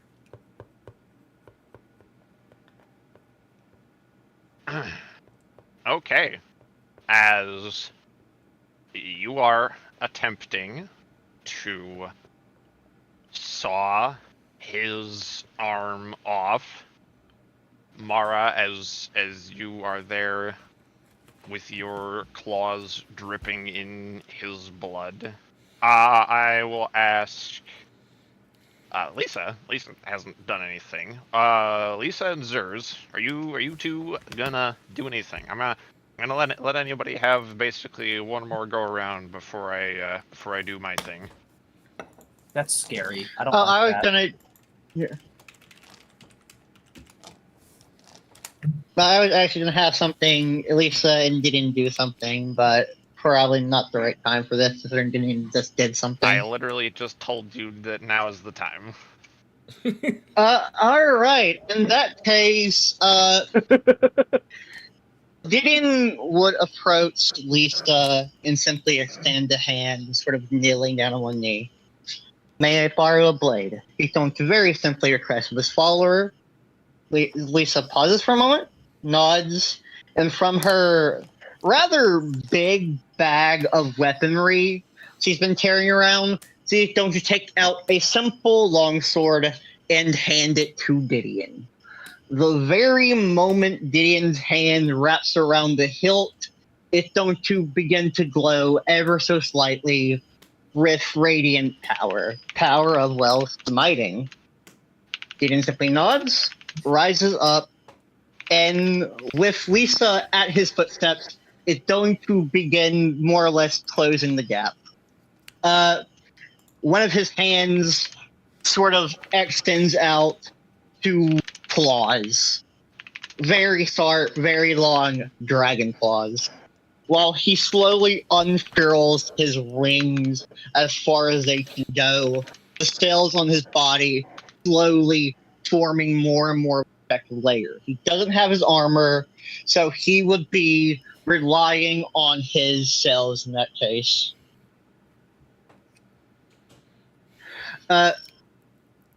Gideon is going to very simply say, I have awaited most of my mortal life for this moment. A moment where we finally take a monster like down. Of all the people we fought, of all the people we killed, you, Calvin, is the one I consider irredeemable. Lisa, Watson, take notes, as I will show you the wrath of an actual deity. and he is going to cast blah blah blah Wrathful Smite on his blade and stab it down right at him. Lisa is also going to raise, sort of going, my God is watching, I cannot disappoint. Okay. And, yep. Sent you a quick So, message, Lana. Gideon. Okay.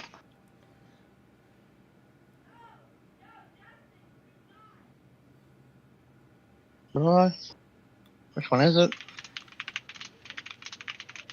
Wow, oh.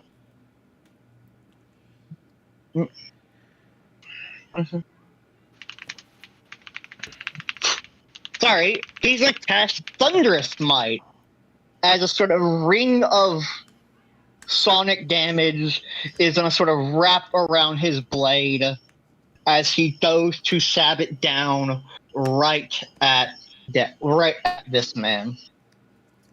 So I just use up. So that is a. That is.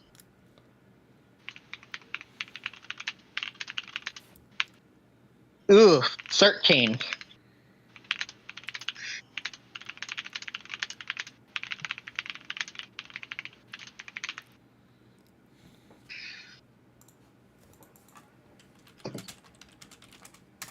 You strike your blade down, and there is a flash of light that, to say it is as the intensity of the sun, would be an understatement. Kind of makes the sun blade look like a very soggy matchstick in terms of the light that this gives out. It is a burst of radiance of such intensity that everyone is blinded for the next 30 seconds. Oh. What? Oh! What? My bad, guys. Oops. Now, Does that include him? Does that include Calvin? Basically, the only two people unaffected are Gideon, because deity, and Zerzan, because goggles. Ah!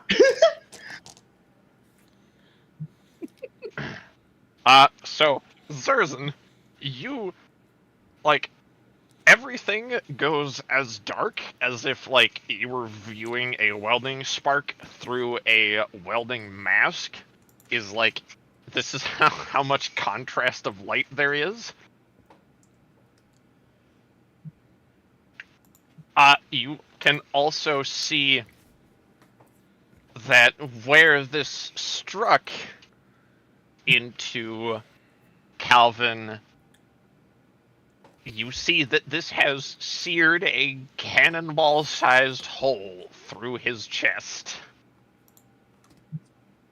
A word?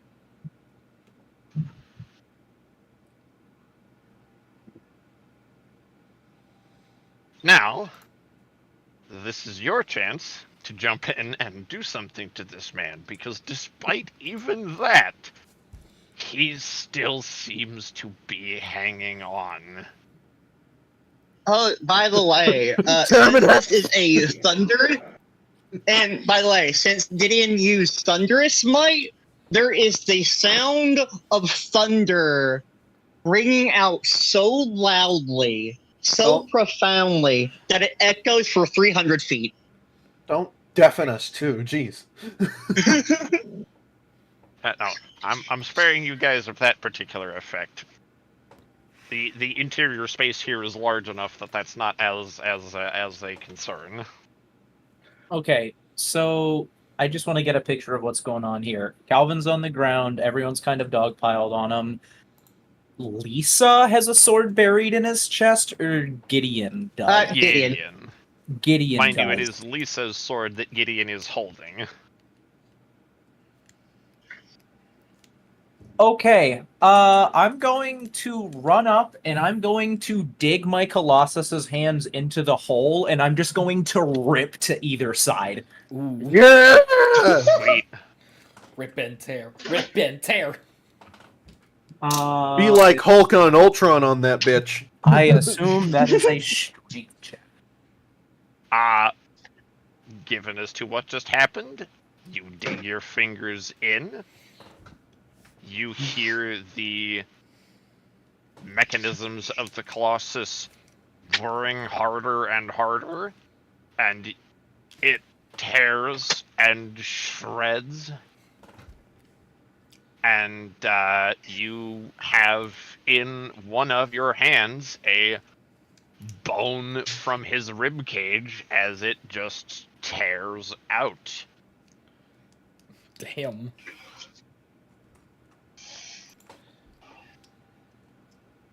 Huh.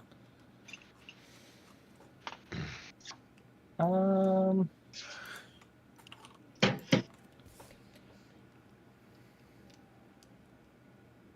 I would like to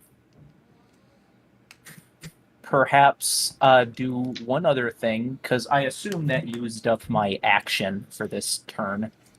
Air quotes. You've got 30 seconds to do whatever you want, man. That's like 5 turns. So I'm asking if I can flavor this a little bit, basically. The spell Flame Stride makes it to where wherever I run, it leaves flames in my path. Yeah. But I would like to instead flavor it as like, I don't know, basically making the boot of the Colossus heat up, and then I'm just going to stomp it on the side of his head. Just like stomp his head down with this searing hot metal boot. Okay. Okay. Because that's a bonus action. Flame Stride is a bonus action. Okay. Okay. Here, let me do one thing real quick. Yes.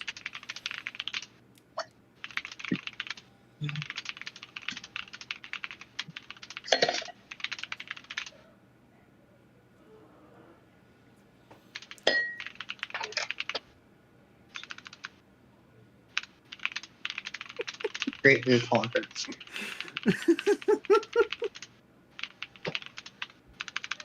Yes. Poor Gideon, the one time he's allowed to finally try to kill someone, he one-shots them. God damn it. Gideon, damn it. Kitty and damn it.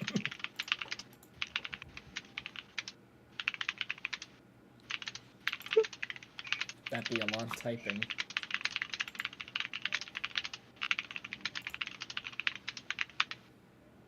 Phase 2, let's go.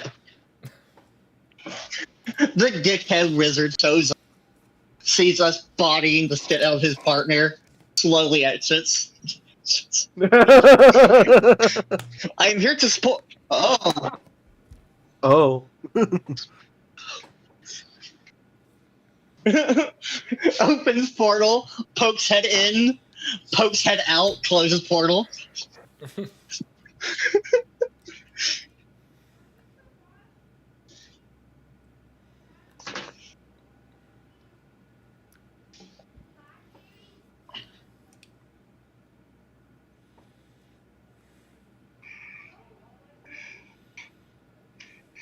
Wait, I'm hanging on for some. Give me just a second.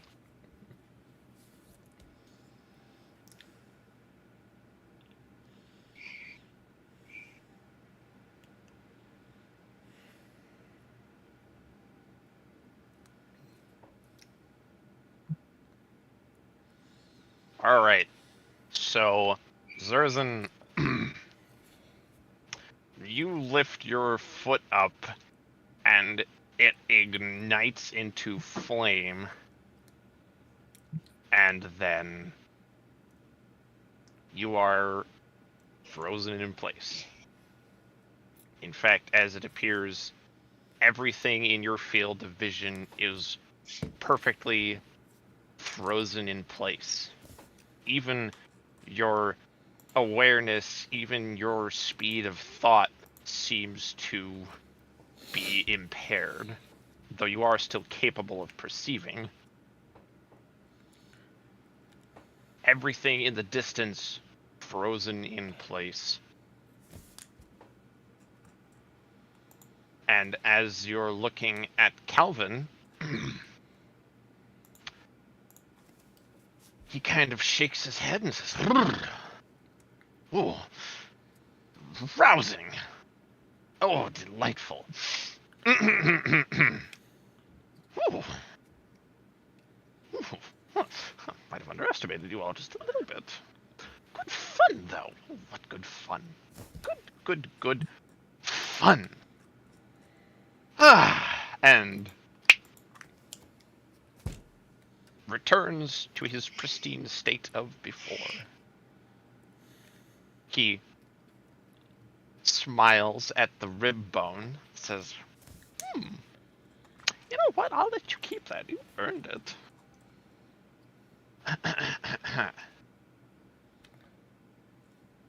Now,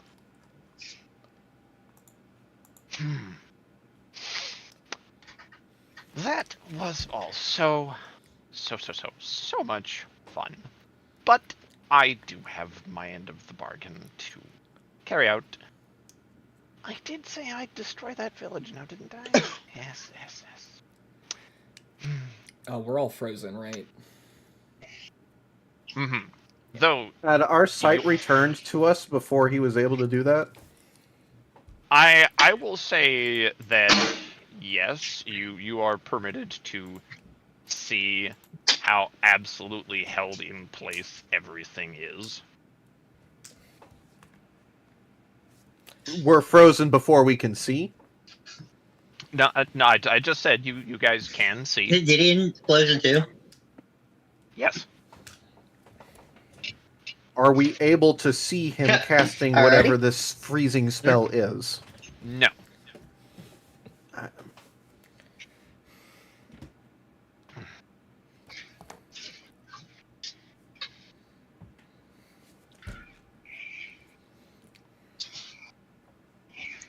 He then opens a gateway, this one appearing to actually form as an open arched doorway, which remains in place.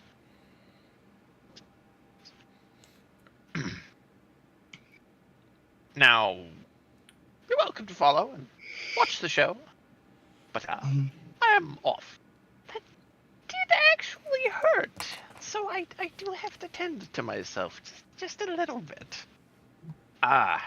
So well done on that. I will be feeling that later. Especially the lack of a rib. That one's going to be uncomfortable. Anyway, ta-ta. And he steps through the gateway, and it is at this point that everything immediately resumes flowing. You feel your thoughts return to their normal flowing of speed. Whatever motions that your synapses, that your muscles had basically had in queue to perform, they happen.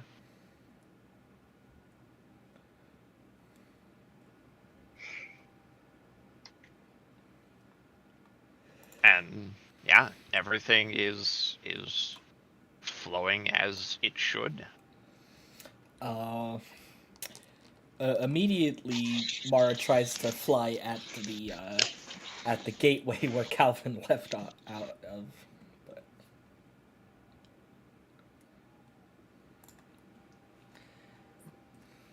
Okay.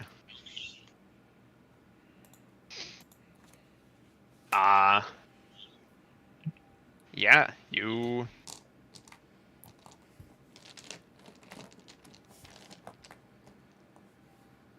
run forwards and you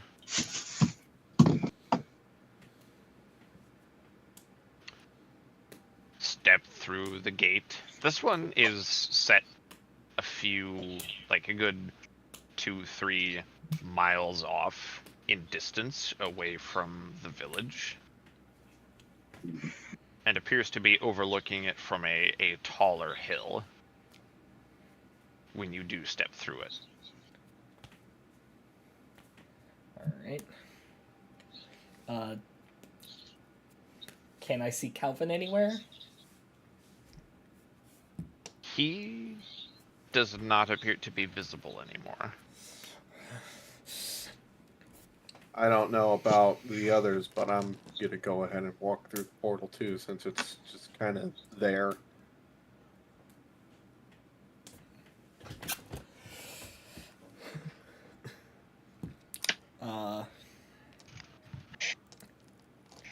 I apologize if I'm hogging things a bit, but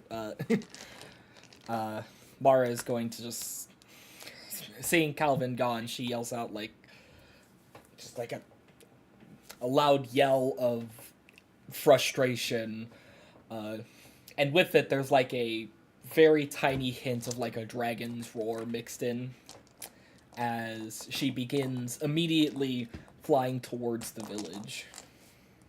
Mara, no!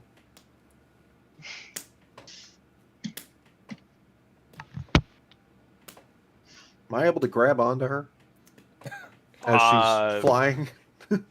I mean, you probably can grab onto her, yeah.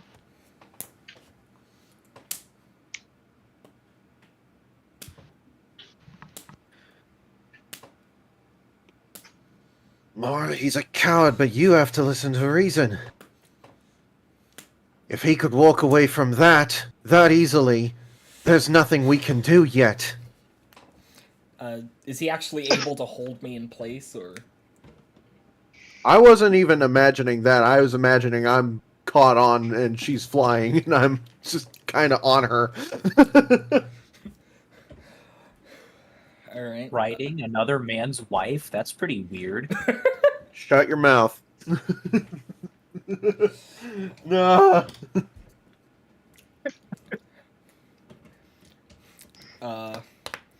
Mara basically just ignores you as she flies. If you die, you're not coming back again. It's my job to prevent that.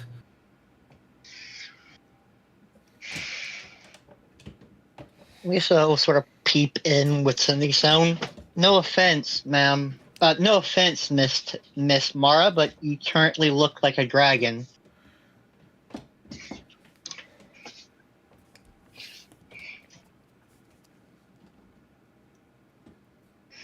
I don't think many village folk quite like that type of creature. Ah, hello. Look who it is in the chat. It's a fox. Hello. Wow, there's a fox here? Where? But, yeah. And any attempts to reason with Mara that you try, it's going in one ear and out the other. She does not care. Hmm.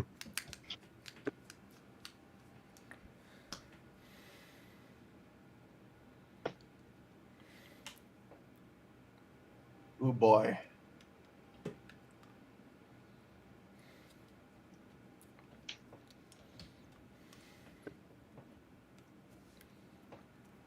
Gavin sighs, closes his eyes, and casts banishment on Mara. Oh, dang. Oh.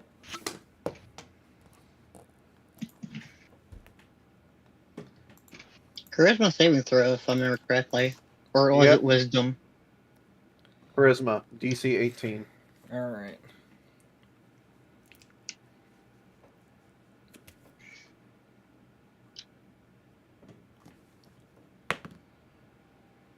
That's a 12, so nope. Oof.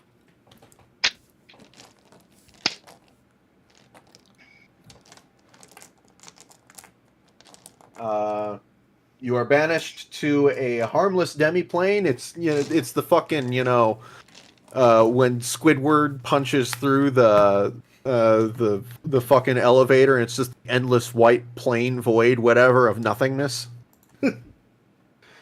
Yeah, you're stuck in that for the next minute. There's no future saves.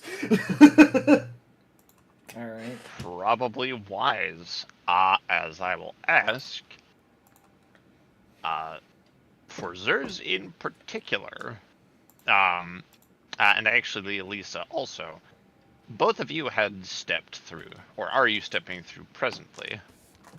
I sure as hell would have, because I wouldn't have wanted to be stuck in some weird divine extra dimensional space. Yeah, Gideon at least will follow. Lisa always being like one step behind Gideon. Good dog. Very good dog energy. Yeah. I was like latched onto her while she was flying. Do I fall? Yeah. How far do I fall? How high up were you flying? Yes.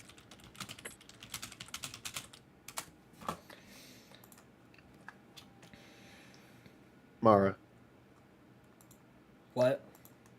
how far up were you flying when I banished you? Probably not very high. You probably have more to worry about the speed at which she was flying. That's fair, but I don't know, let's say 10, 15 feet, whatever. We'll still take a d6 at least. That seems fair. I take 5 points of bludgeoning damage as I fucking eat dirt. Honestly, you probably Gmod ragdoll a bit. Yup. Oh, don't fucking remind me. I have actually done that in real life before. Ooh. It's not fun. It's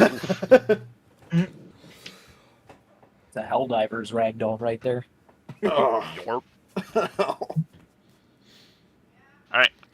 But for our two, one in the know of the sciences and the other in the know of the deific,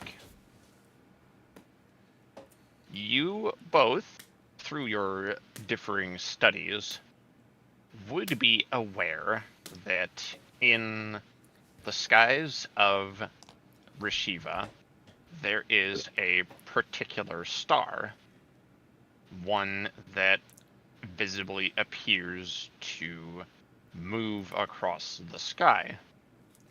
It's believed across different areas that it could be anything from an ancient city of the gods, which rests in the heavens above, to it could just simply be an unexplained phenomena of Zetos, the Lord of Life's creation of this world. It could be any number of these things. What you both... Oh, yes? Sorry. I would ask, would Gideon have any concrete information? Nope. Alright. What you both see, though, is that as it is passing over, it stops in place.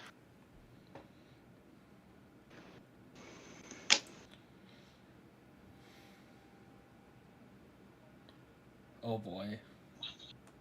There is then a beam of light which projects down. It seems to focus in.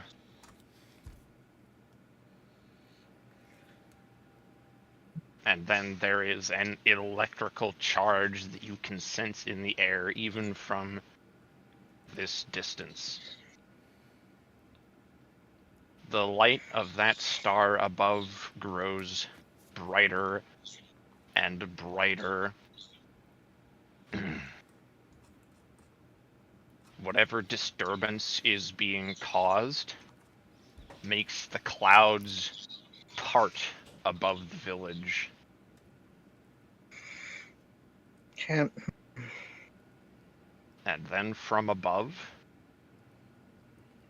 a beam of destruction lances down. it strikes the village, it encompasses the whole of its circumference.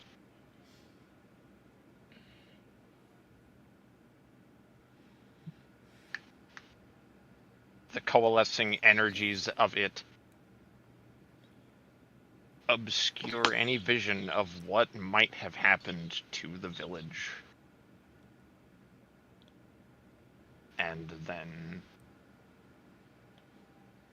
it slowly shrinks in size until it flickers and ceases. Leaving a perfectly cylindrical crater dug about 40 or 50 feet deep.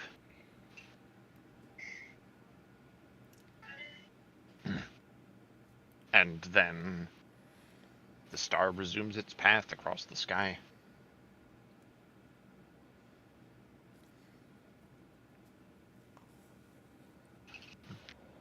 It is at this point, Mara, that you are released.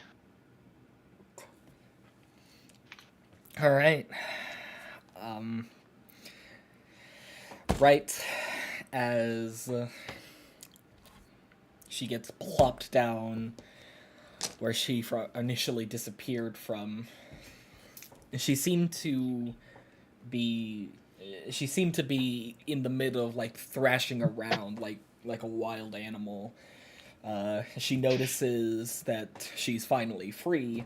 She immediately looks around and she stops and she stares at the crater. And though she didn't see it happen, she knows exactly what happened. And you see her slowly shrink, reverting from her half-dragon form back to her regular self, before she stares at the crater for a few moments longer, and then crumples down to her knees.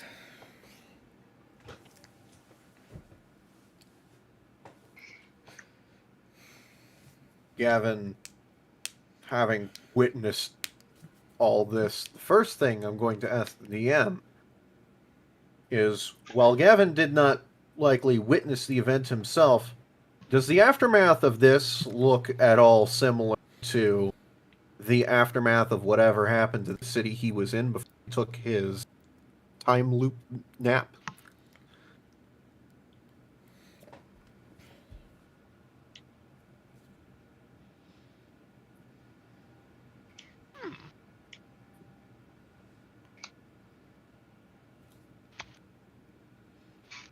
Roll flat intelligence.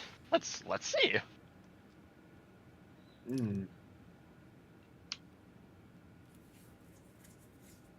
What when Gideon first stacked up on the village with remembrance to the threat, was the village also gone like this, or was it simply the people missing?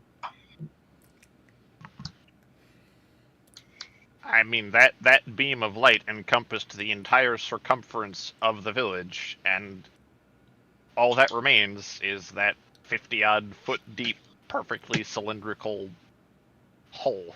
It's like someone took a cutout of the land and removed everything from it. Just not. I think he meant the time he checked on before. Oh, I must apologize. I don't recall well enough how I described that. 19. You know,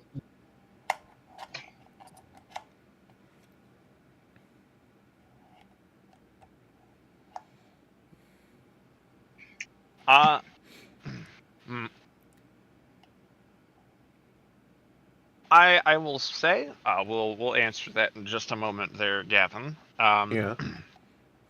For as long as you're okay with this, I will say that largely it appeared as if the village had just been assaulted by natural means. Like, bandits had come and sacked it, so there may have still been some alive or barely living, but it was largely burnt by natural means, not by whatever happened here.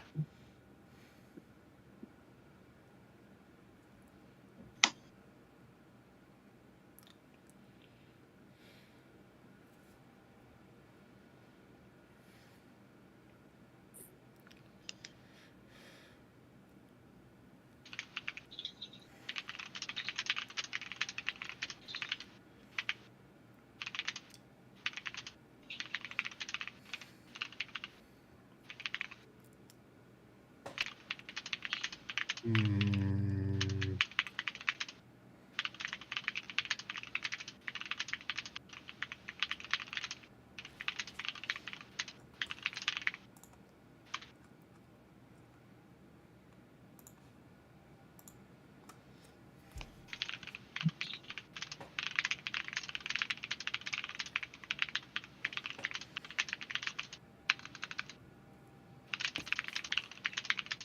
Clacketa, clacketa.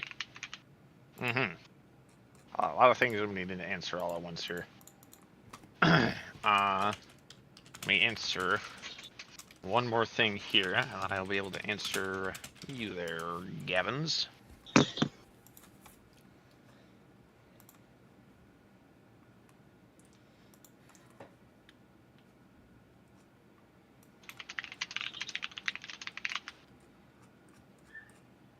All right.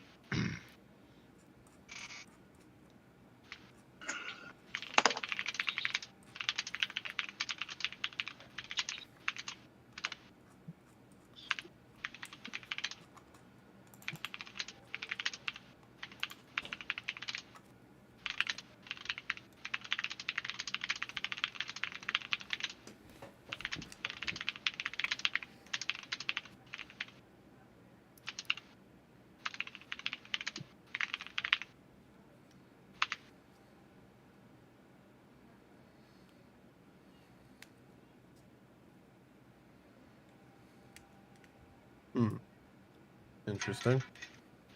Alrighty. Uh,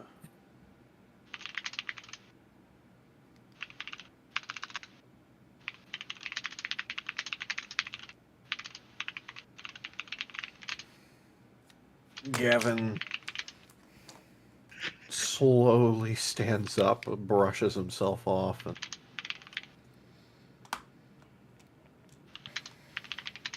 walks over next to where Mara is, and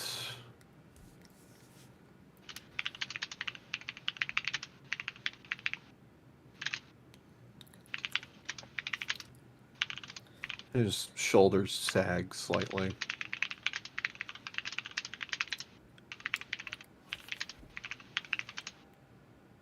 I'm sorry. There's nothing we could have done. No response.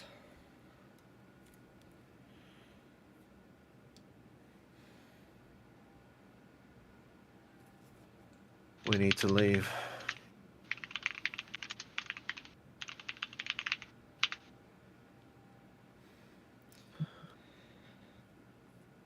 Rune Shaper household still wants to speak with us.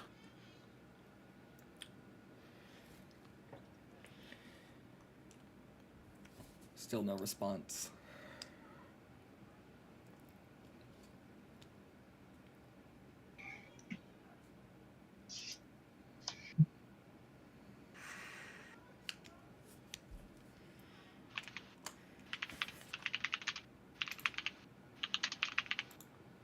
Gavin squats down in front of her and places a hand on her shoulder. Mara, we need to go. As you do so, you look into Mara's eyes, and nothing looks back. The lights are on, but nobody's home.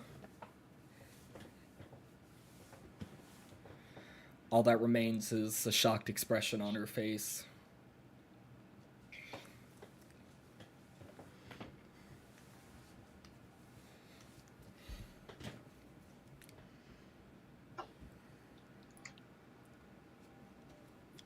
To the others, Gavin threw the sending stone. We have to go back now.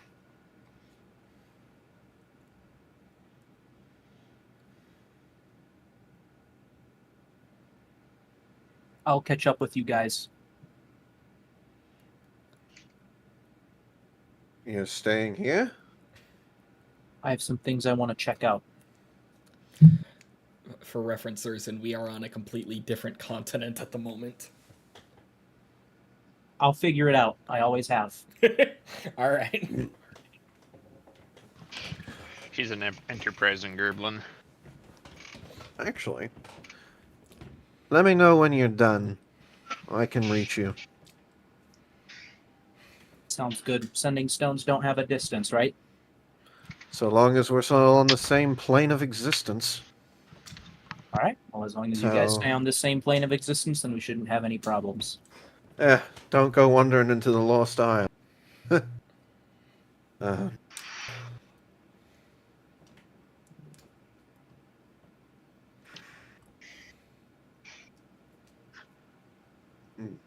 Gavin looks back to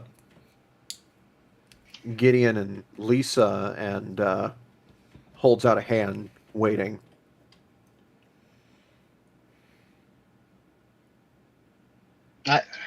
Danny simply shakes his head. I can do it. And Danny will do that little teleporting trick, or try to open a portal himself.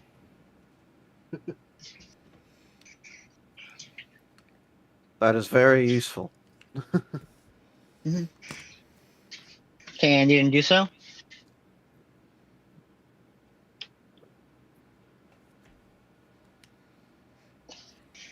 Pardon that delay there. Oh, yeah. Yeah, you can just teleport. Yep.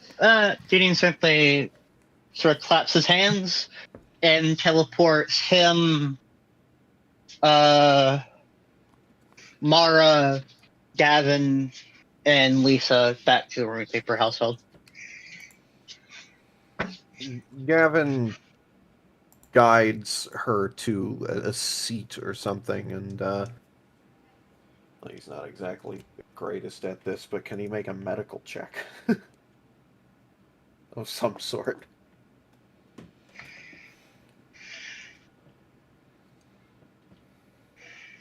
I mean, frankly, I'll leave that up to Mara more than anything. Yeah, Mara, can I make a medical check on you? See what's up. Probably. Hope I roll relatively decently. Well, okay. The dice like me today. 15.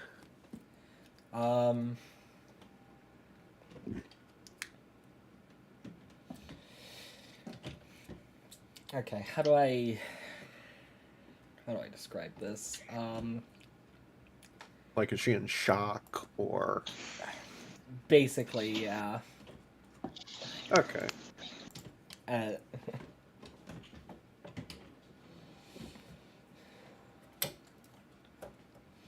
Gavin looks to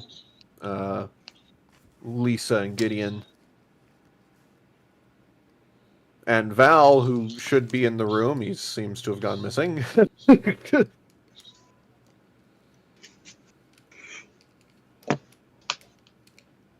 And he says, "She's catatonic. I can't tell you how long she'll be like this. She'll come out of it. And if she's mad at me at that point, let her be. That's a conversation for me and her to have."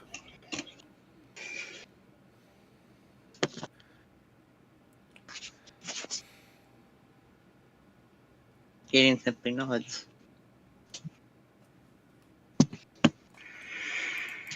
It's my fault. If anyone ceases to be mad at anyone, it to be me. That was not your fault. What happened to her home was no one's fault but that fuckers. Never take blame for him. He Never. Gavin, I was the one to tell you to remind Val what. I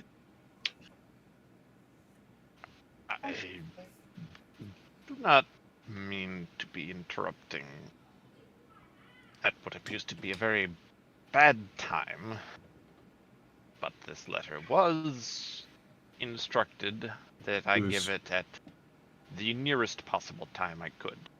Who is speaking? This is the head of the Runeshaper household. He's just wandered in. Okay. Gavin will stand up. Sorry, I know you wanted to talk to us. Too many extraplanar things are happening to us as of late, and your city has suffered because of it, and on behalf of my king's kingdom, I apologize deeply. He holds a hand up and instead just holds his other out, asking for your hand.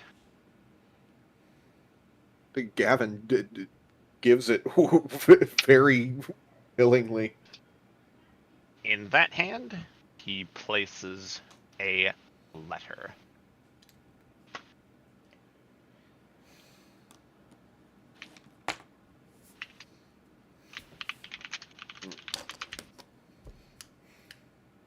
Gavin opens the letter. Alright. Now we gotta hang on for a sec. Oh no. All right.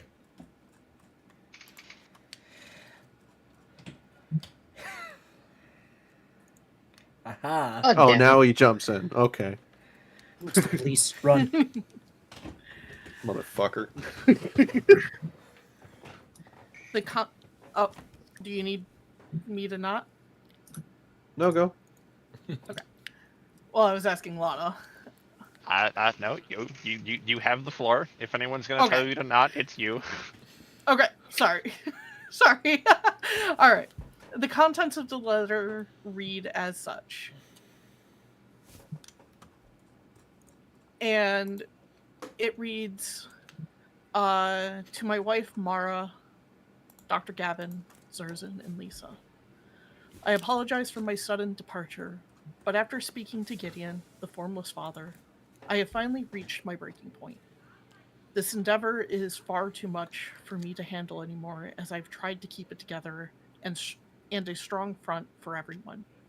But I began to feel myself breaking.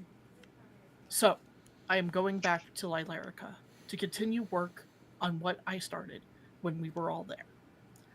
I work for another tomorrow, for I believe that tomorrow will come. Zerzan, our time together was brief, but your ingenuity is fascinating to me. Though we could not converse about it for my lack of understanding, should you not find a place that lets you show it, please come to me in Lilarica, for I am sure we could do much with it here. Lisa, much like Zerzan, our time together was also brief, but we did not speak much.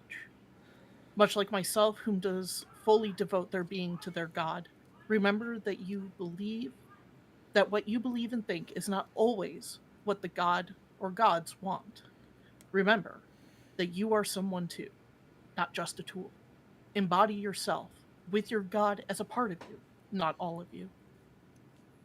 Dr. Gavin, do not devour so much that you roll. Enjoy what you have for as long as you have it. You've been given a second chance at things, as regrettable as it is that it happened in the first place. Let it be your greatest treasure.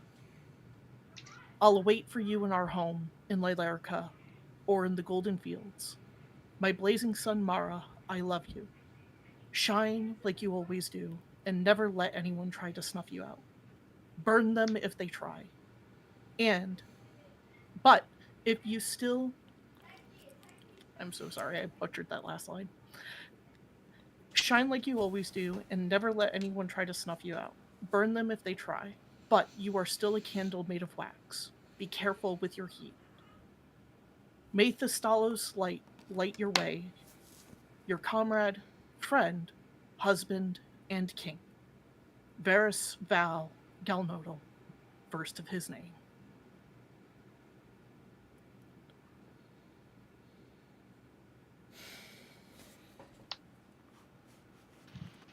All right. Thank you very much for coming along to read that, Fox. It has been my pleasure, and I am sorry that I could not continue coming. It's okay. It's fine. I was so worried. I thought, did Val fucking die off screen or something? Or to come back, he's like fucking crucifixed. I'm glad it's not. Oh, All right, real quick. We're gonna send off Fox in the proper way of this friend group. All right, everyone. Give this man the best character roast you can think of. Ah, Should have cast brain growth on yourself a little more often. with that, I will continue, no longer being an interruption. I Goodbye. will give. And good luck. Take it easy, Hoss.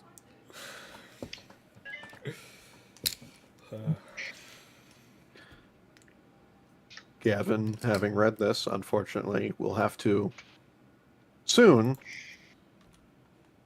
send his character burn to Val in character. Because he has words. And he'd been holding them back for a few days already.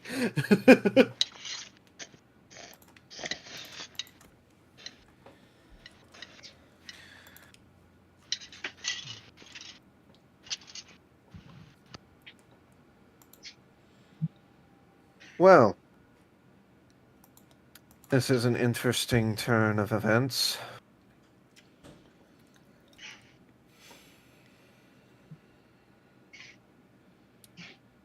Lord Runeshaper, I imagine you wanted to speak to us yourself? This and one other matter is the only that I had. I will indeed be escorting you and your companions out of our country, both for your better interests and that some level of peace may return to our homes. I at least understand that this is not strictly your doing, yet the view is that it is. I must unfortunately play the act of politics and be your escort out of our country. Before you do that, we still have someone to return to your country.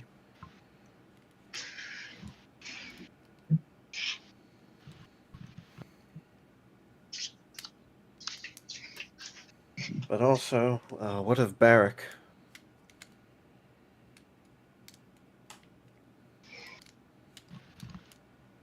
There are matters which Barrack must remain to attend to. When he is able to return, he will find you. Oh, thank you for that.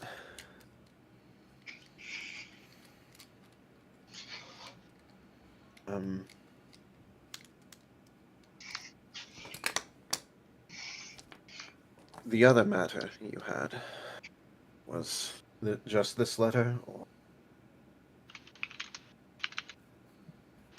Say again? So basically, was there anything else?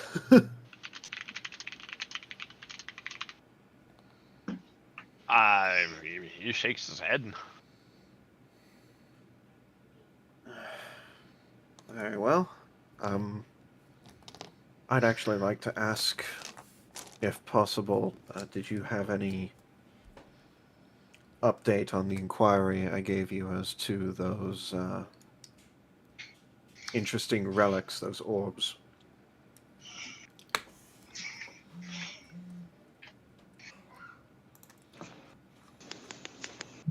I might ask you to type that one out to me because I personally am not remembering what that request is. It was the one on the lead for one of the orbs for the sea goddess.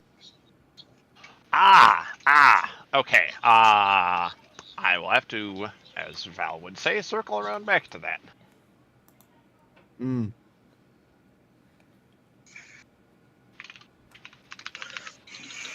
Well, in character. Well, at the very least, send me a letter. Keep in touch, please. Indeed. I know it's been a disastrous past week, but I do hope and pray that there's at least no animosity between us. And Gavin gestures to Lord Runeshaper and the remaining members of the party.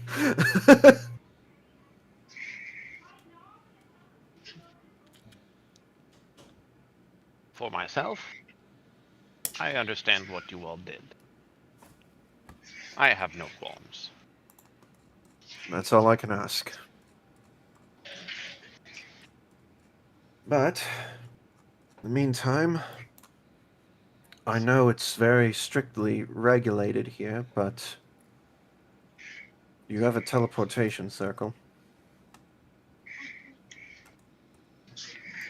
I have. I must request that I use it.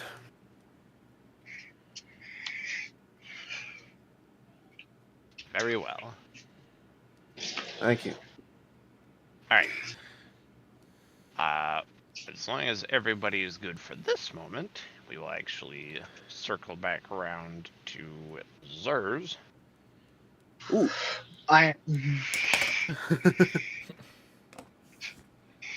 Yeah, you got something cooking over there, Cogs? no, I'm just glad it's not off us. I need to Oh, gotcha. Well. Go, Zerzan! Yeah, Gobbling cool. it up. Hmm? Huh? Well, you heard him. Genuinely, it did not occur to me what that would sound I like until mean, it listen, left my man. lips. $20 is $20. Damn it, I was drinking water! Fuck you!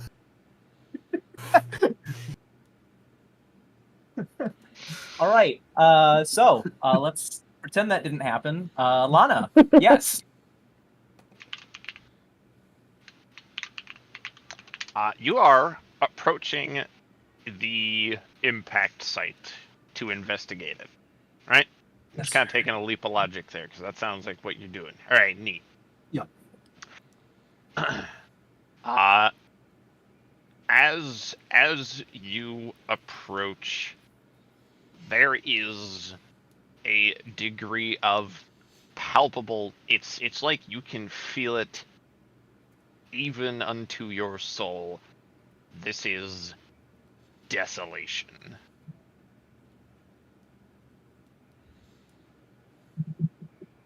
As you approach, the air feels empty. It's breathable, but it feels empty. It has no scent on it. It has no qualities of its feeling. It is raw air.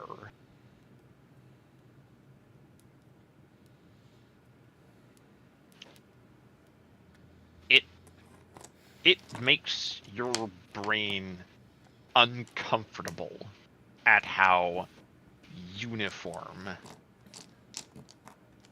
this cylinder hole is. and as you step toward the edge of it, the fact that, you know, your footfall caused a little bit of the dirt to crumble and fall in and just break the perfection of it just a little, even that tiny shift eases your mind somewhat. Is it hot? It does not appear to be.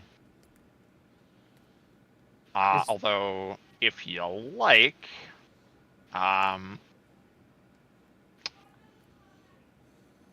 go ahead and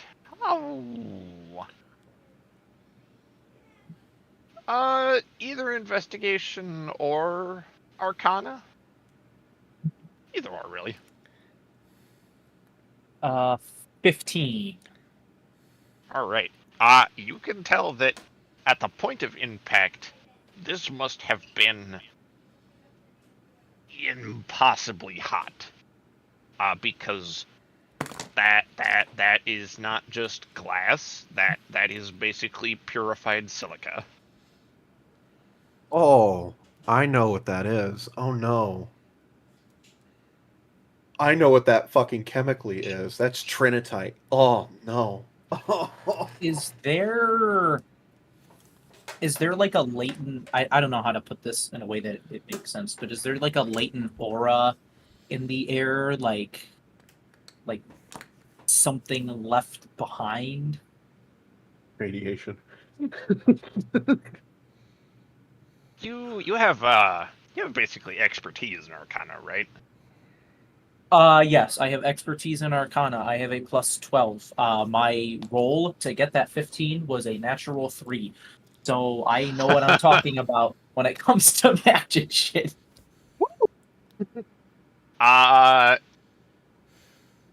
You feel that there is something at the absolute dead center. I mean, I am going to attempt to make my way there. I know it's sort of a treacherous move to get there, I imagine, since it's just like a circle ripped out of the ground. But if there's a way to get down there, I would like to try to do that. Given the qualities of the material, it's pretty easy that you can just kind of like make handholds and grip your way down. So scaling down it is relatively straightforward. Okay. As I approach towards the center, I remember I still have in my possession that weird, what did it deal? Frost damage, that one gun thing that Gavin gave me, and I had one of those batteries. I'm going to hold one of those like batteries in my hand as I approach the center to see if it reacts to this in any way.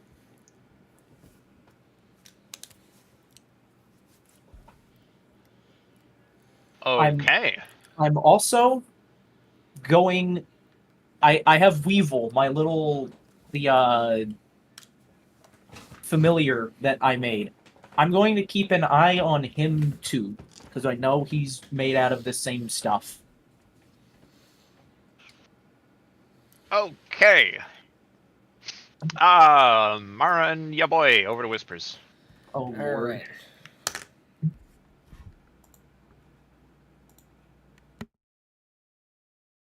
Hi. Hi. Hello. You've done a thing. Oh, joy. I'm gonna take the opportunity to hit the bathroom. So if you're done by then, just pull me back in. Gotcha. As you approach and you hold this battery up, are you holding it in your little gerblin meat hunks, or are you holding it in the hands of the Colossus? I will say the hands of the Colossus, because I know this is volatile, and I would rather it damage something that can be repaired and not me. Because, cybernetics are cool, but you'd rather keep your fleshy bits. Yeah, that's a last resort thing. As you hold it up to the center, as you approach, and the moment you reach it,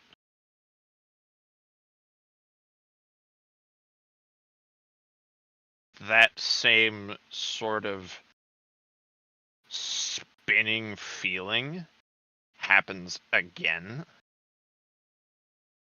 Only in this case, instead of being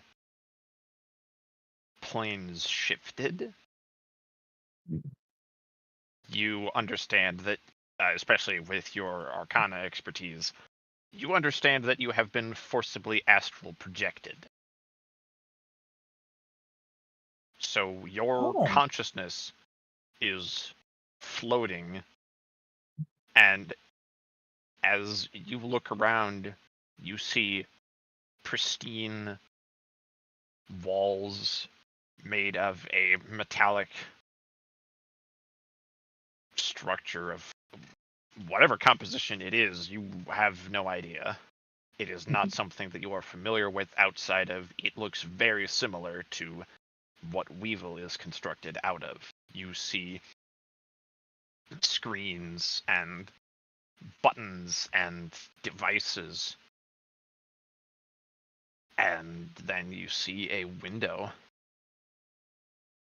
and what you witness is something that appears impossible. You are looking down at the surface of Rashiva itself, at the very planet. Okay.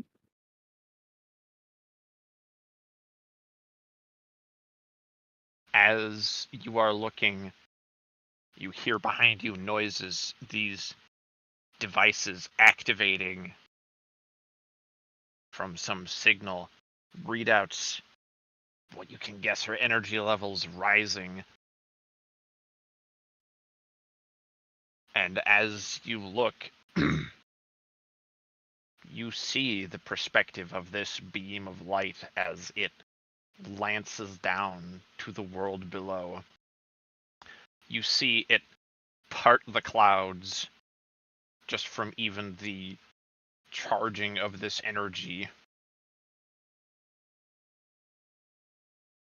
And then you see it begin to move, seeing every continent of Rashiva whirl past.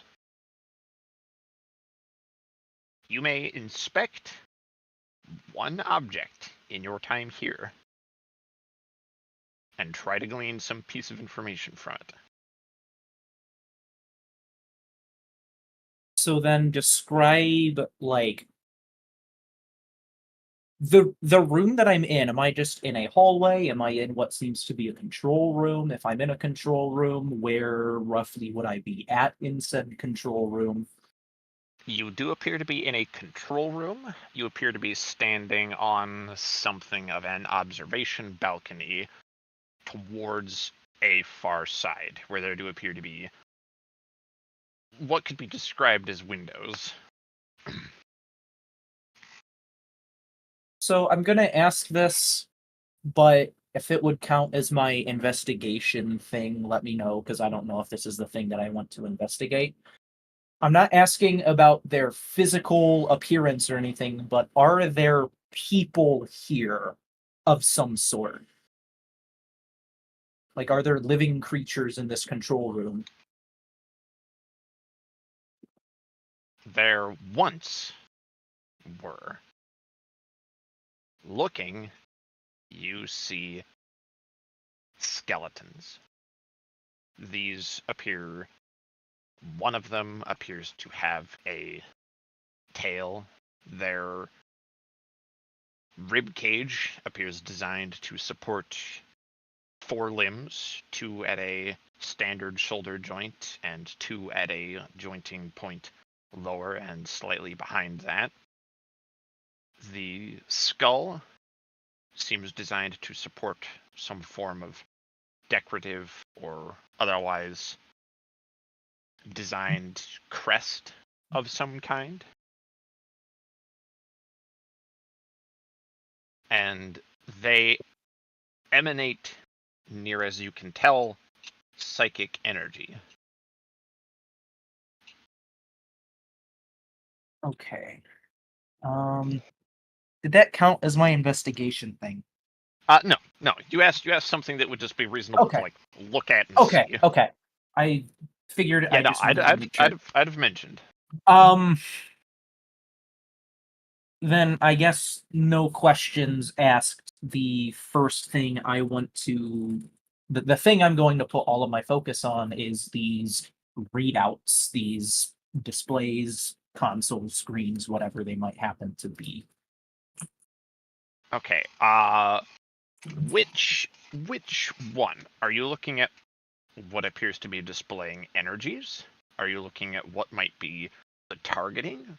Are you looking at what might be where it came from? Energies. Okay. You approach it, and looking at it, you understand that this is a level of power that not even the Siren Empire of old could match. This is the kind of destructive energies that, well, as observed, could transform matter to the point that it is past just glass.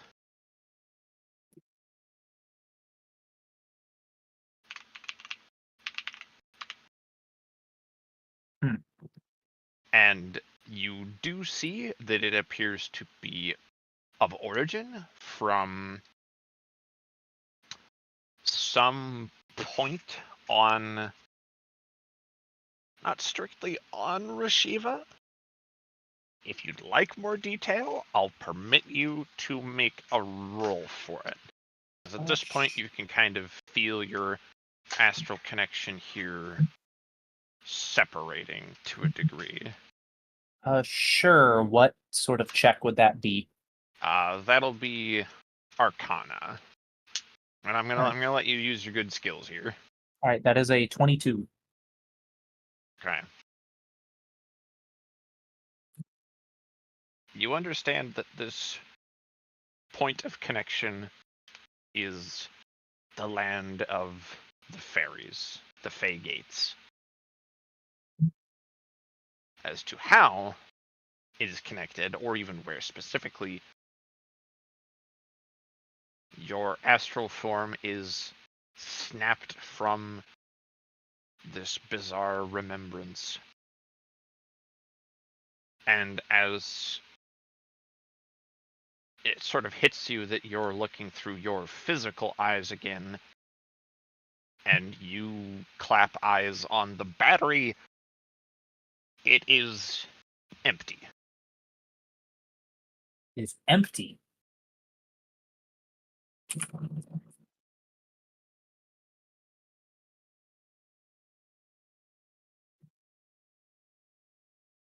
Whatever energies it had spent, whatever was here at the center, does seem gone. But there is the impression that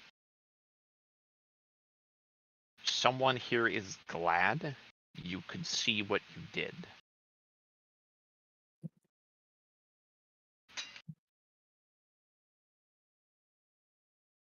That perhaps somebody spent their last energies clinging to this world so that someone could learn something.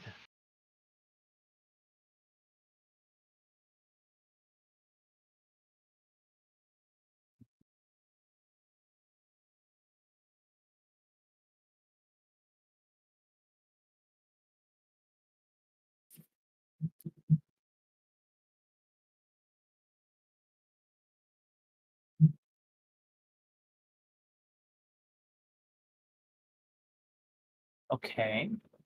All right. Bit of an odd one, but can I observe this stuff at the center here? And if we want to go back to the main channel for this, we can. But I just didn't know if I was able to, like, I don't know, can I investigate this site a little Yeah. more? Because you said there was something at the center. Is it a specific object? Is it just this, glass, quote unquote, for lack of a better term? Or is there like an object there? What you had observed did appear to be the energies that led you to this vision. Okay. That is largely it. Though of course you're welcome to try and investigate that further. From this point though, we will return to the main group. Okay, sounds good. All right.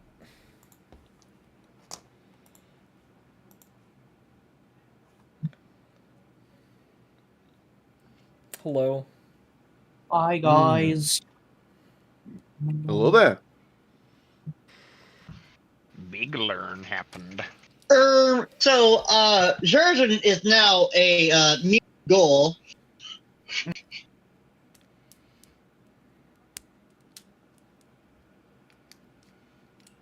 Okay.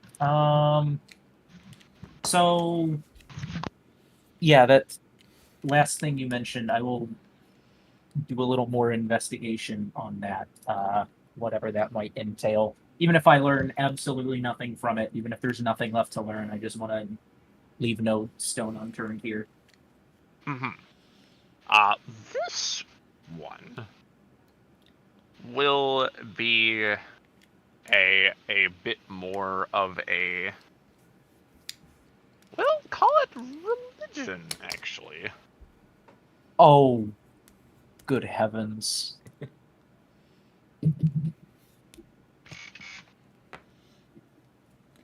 The group atheist making a religion check.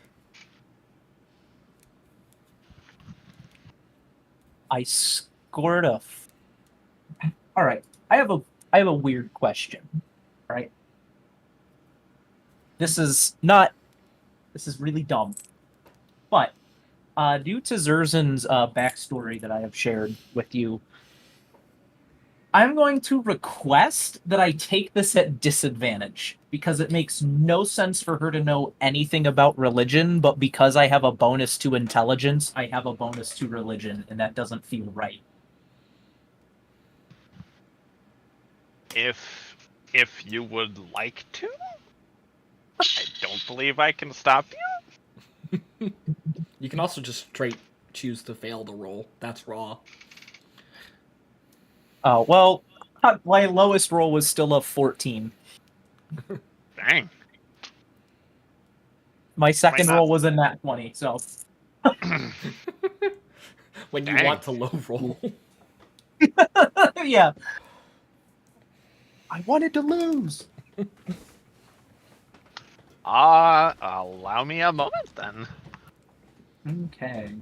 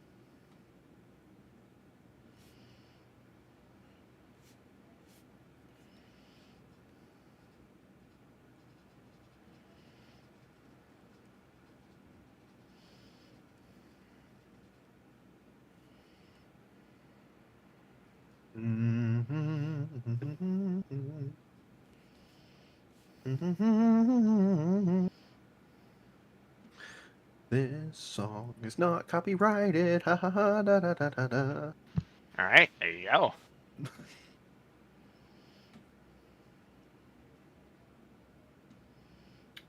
Sorry, I'm trying to write down a lot of the stuff that I learned. Yeah.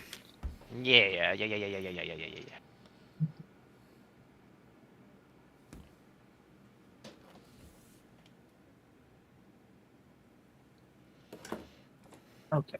All right. I feel like there's not a whole lot more I could learn from here. But the last thing I'm gonna try to do, and maybe this is taboo given the circumstance, but if there's a super rare, like, super glass caused by what's basically a nuclear explosion, I want to try to harvest some of that. Yep.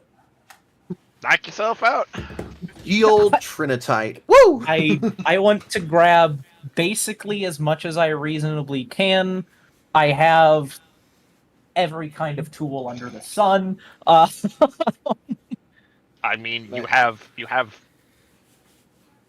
literal tons of the stuff. It encompasses the. This is like, how many people would you say were in this village, Mara? It was a fairly small village, so I imagine probably no more than like 100 or so, maybe? I don't know. That's Okay. It's still too many. Congratulations, Lana. You have Sodom and Gomorrah an innocent city. Why, thank you. Again. Why, thank you. Oh, such compliments. Oh, you better get ready. You better get ready when I get my hands on next week. But yeah, like you literally have a 2 square mile radius of like a crater. That's maybe like a bad size estimate, but that's the number I picked. But yeah, you have literal actual tons of this stuff that you can collect. Go hog wild. Okay, cool. I will. You know what? Since it cost me, literally 0 gold, I think, to gather up all of that rubble, I'm going to just dump most of that out here and use that to gather as much of this as I can. So, however much that would be, I'll leave that up to you as the DM, but I basically just had a big burlap sack of rocks. And I have since dumped all of those out so I could gather up even more of this. Because this is more important and Fabulous. impressive than some rocks. But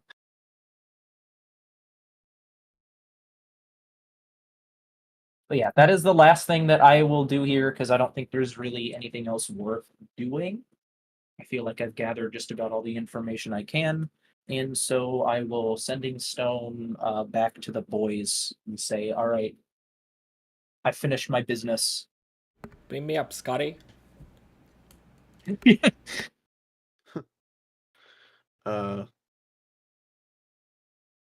On this end, you'll get a message from Gavin. Actually, how long does it take for Zerzan to do all of this? Because I do have a few things planned, and we have to get the princess and that. I mean, that depends. Are you absolutely filling this sack full?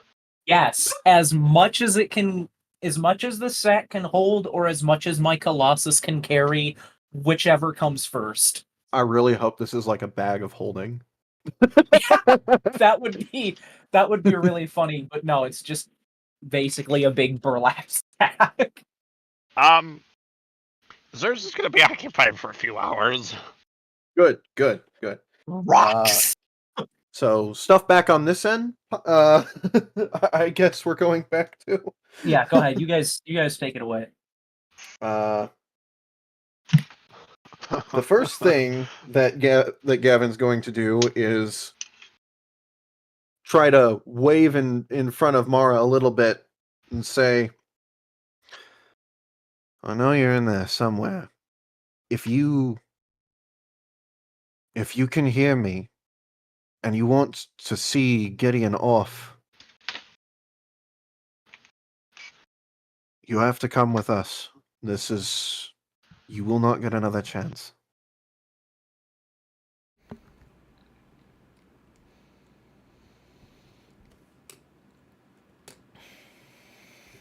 Mara?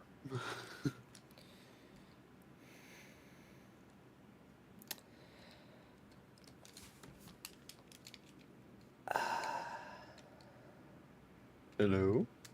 I'm thinking, hold on. Okay.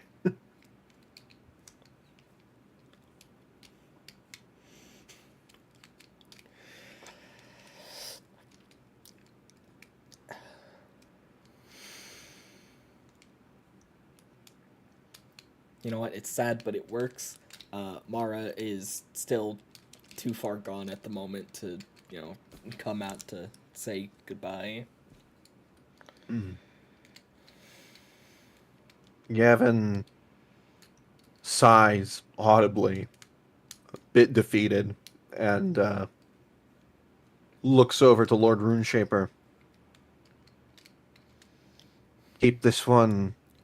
She's going to stay here. Keep her protected. At any cost, please. She is more important than any of us can imagine.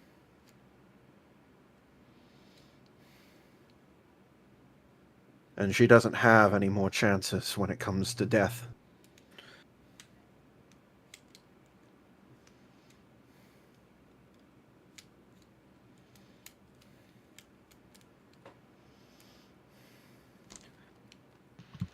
He nods, admittedly a bit spooked by that statement. Gavin will not explain. He does not have time.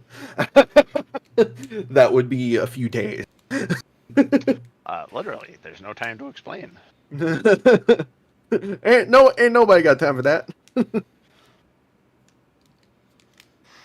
Gideon, you're coming with me. Lisa, do you want to see your lord off? Of course. Very well.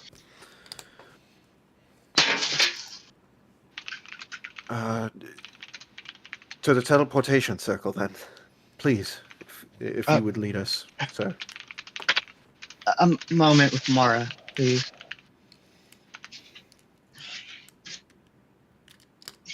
Gavin motions.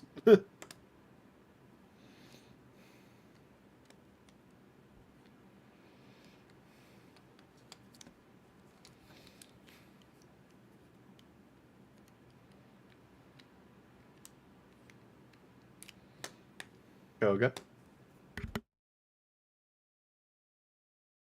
Koga? Hi. Hi. Yeah, hi. Did you hear me a lot? Gideon is basically asking for a moment with Mara. Yeah, Gavin's motioning. Yeah, at least he'll listen with volume. Alright. I take it Gideon can pop over to the place on his own. Yeah, he can teleport. He can just go. Fair enough. While Gavin and Lisa are using the teleportation circle to get back to the castle at home, Gideon is doing his thing right now.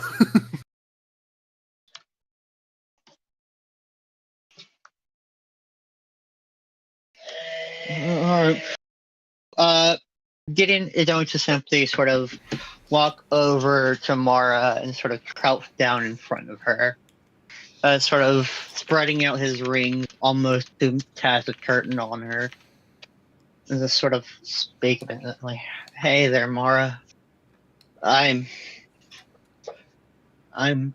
so sorry.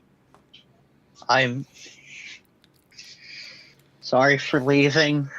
Sorry for breaking my oath. Sorry for ever going back on what I promise you what I promised the party. I said I would be there. I would help all of you. That I would help you. And then I failed. Gavin was right. I'm not just a liar, I'm a hypocrite. And for that, I'm sorry. You're so much stronger than me. So much tougher than me. I'm certain. No, I know that whatever happens next, you will see it through. And I hope, I pray to every other god that you will get your village back. I know the moment I return, I will be working tirelessly to try to see what I can do. I can't promise results, but I need you to be here for the rest while I can't. There's only so much Lisa can do, only so much Gavin can do, only so much Zerzan can do. They're going to need you in the future. You understand me?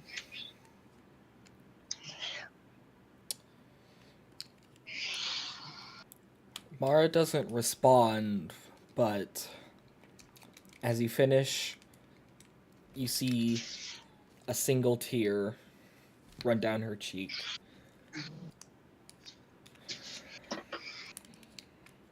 Simply nod and reset, sort of wipe it away. I want you to know that I will be watching through Lisa, through my own means. I will be there, not physically, but in spirit, every single step of the way. If you don't believe in me as a deity, believe in me as a person, I will be there. I'm leaving you guys, all of you guys, a memento, something to try to help. I'm not very good with gifts, but I tried to make it fitting, tried to make it something you guys would like. Even Zerzan's getting one, and I'm not exactly in her best of graces. Use them well. Use them to the best of your ability.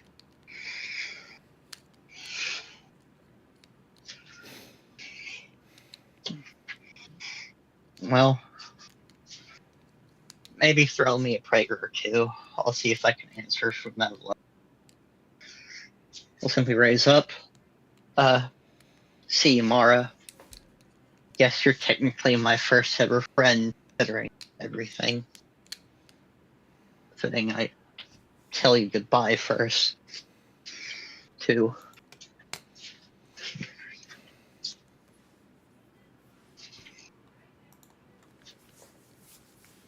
You don't just simply head towards the exit.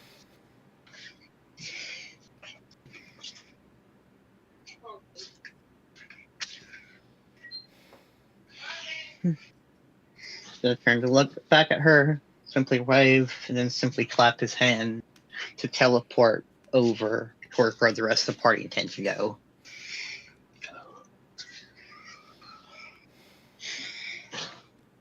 So, on this side,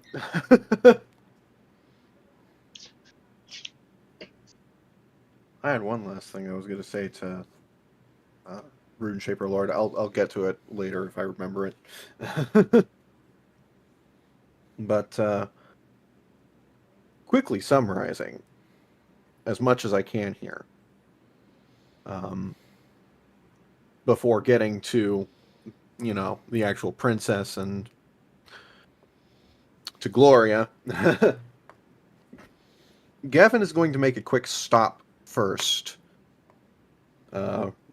writing a quick letter to Val, actually, and he's writing it in Gloria's workshop. She's already got a bunch of stuff there already.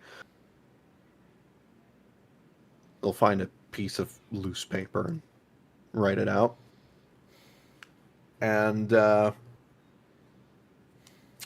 on the way to Gavin's place, he wants. I'd like to stop by. I forget his name, but the guy that we nominated, the head of the council.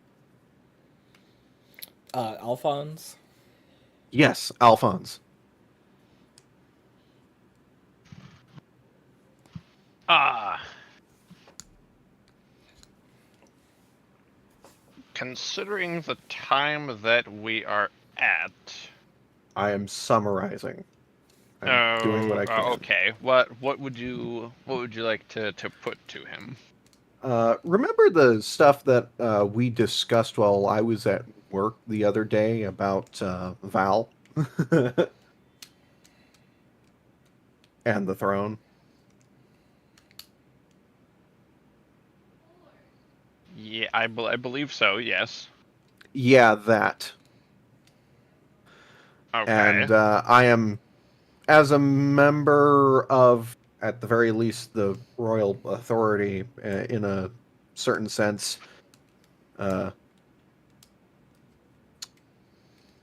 casting a vote of no confidence for Val as king, and leaving that to the council, and at the moment, leaving the position of acting king as a nomination up for Alphonse to be king. Okay. And I am handing him the letter I wrote, which reads, "To the King Varys Galanodel, first of his name, I apologize for encouraging you to take your...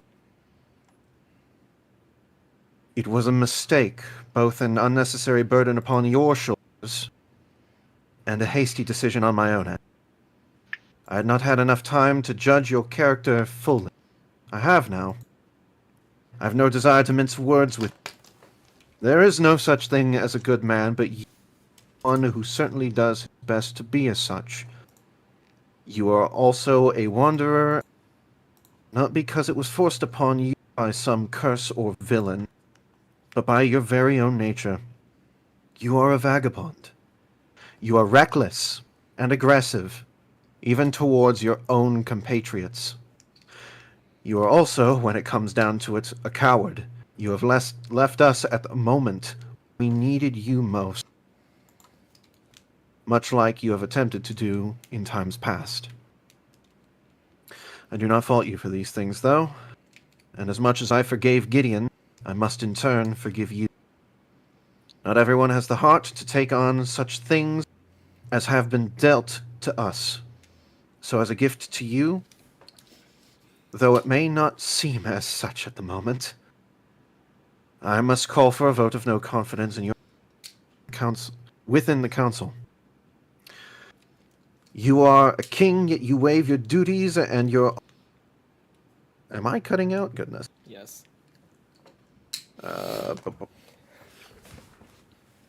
I'm back. Oh. You are a king, yet you waive your duties and your honor the way that a tyrant would, then justify it as an action of freedom under Thestalos.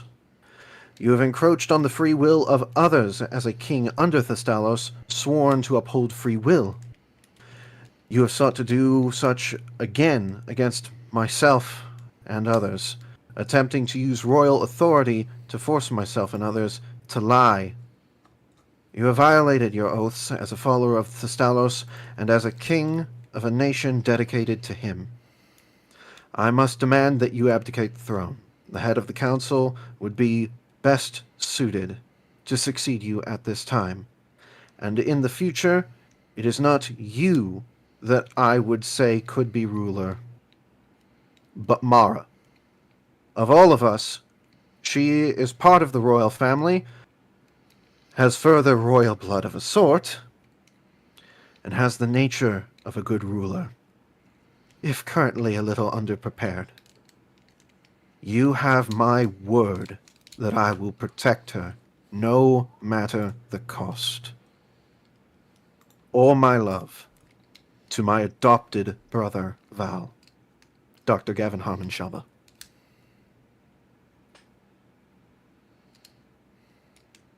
And I will be posting that in the notes.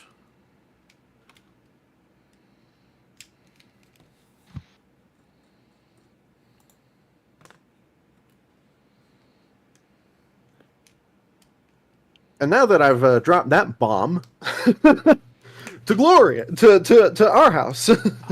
We will actually have to cut it off there, since we did spend the time to read through that. I apologize. But hey, we got a big I moment for understand next your session. excitement. Got a big moment for next session then. Indeed.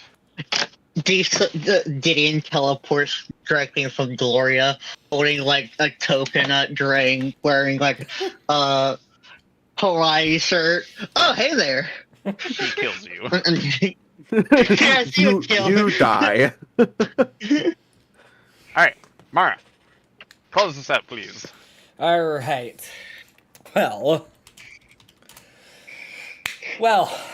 Thank you all for joining us today on a very emotional episode of Galavants Through Rashiva.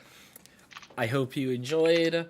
As a reminder, we play every Friday at roughly 7:30 p.m. CST. So, yeah, if you'd like to join us in the future, absolutely. Would be great to have you here watching us play. Yeah, words. Words Yeah. are hard. Yeah. I hope you enjoy. Did I say every Friday? Every other Friday. But yeah, I hope to see you all next time. Goodbye. Bye.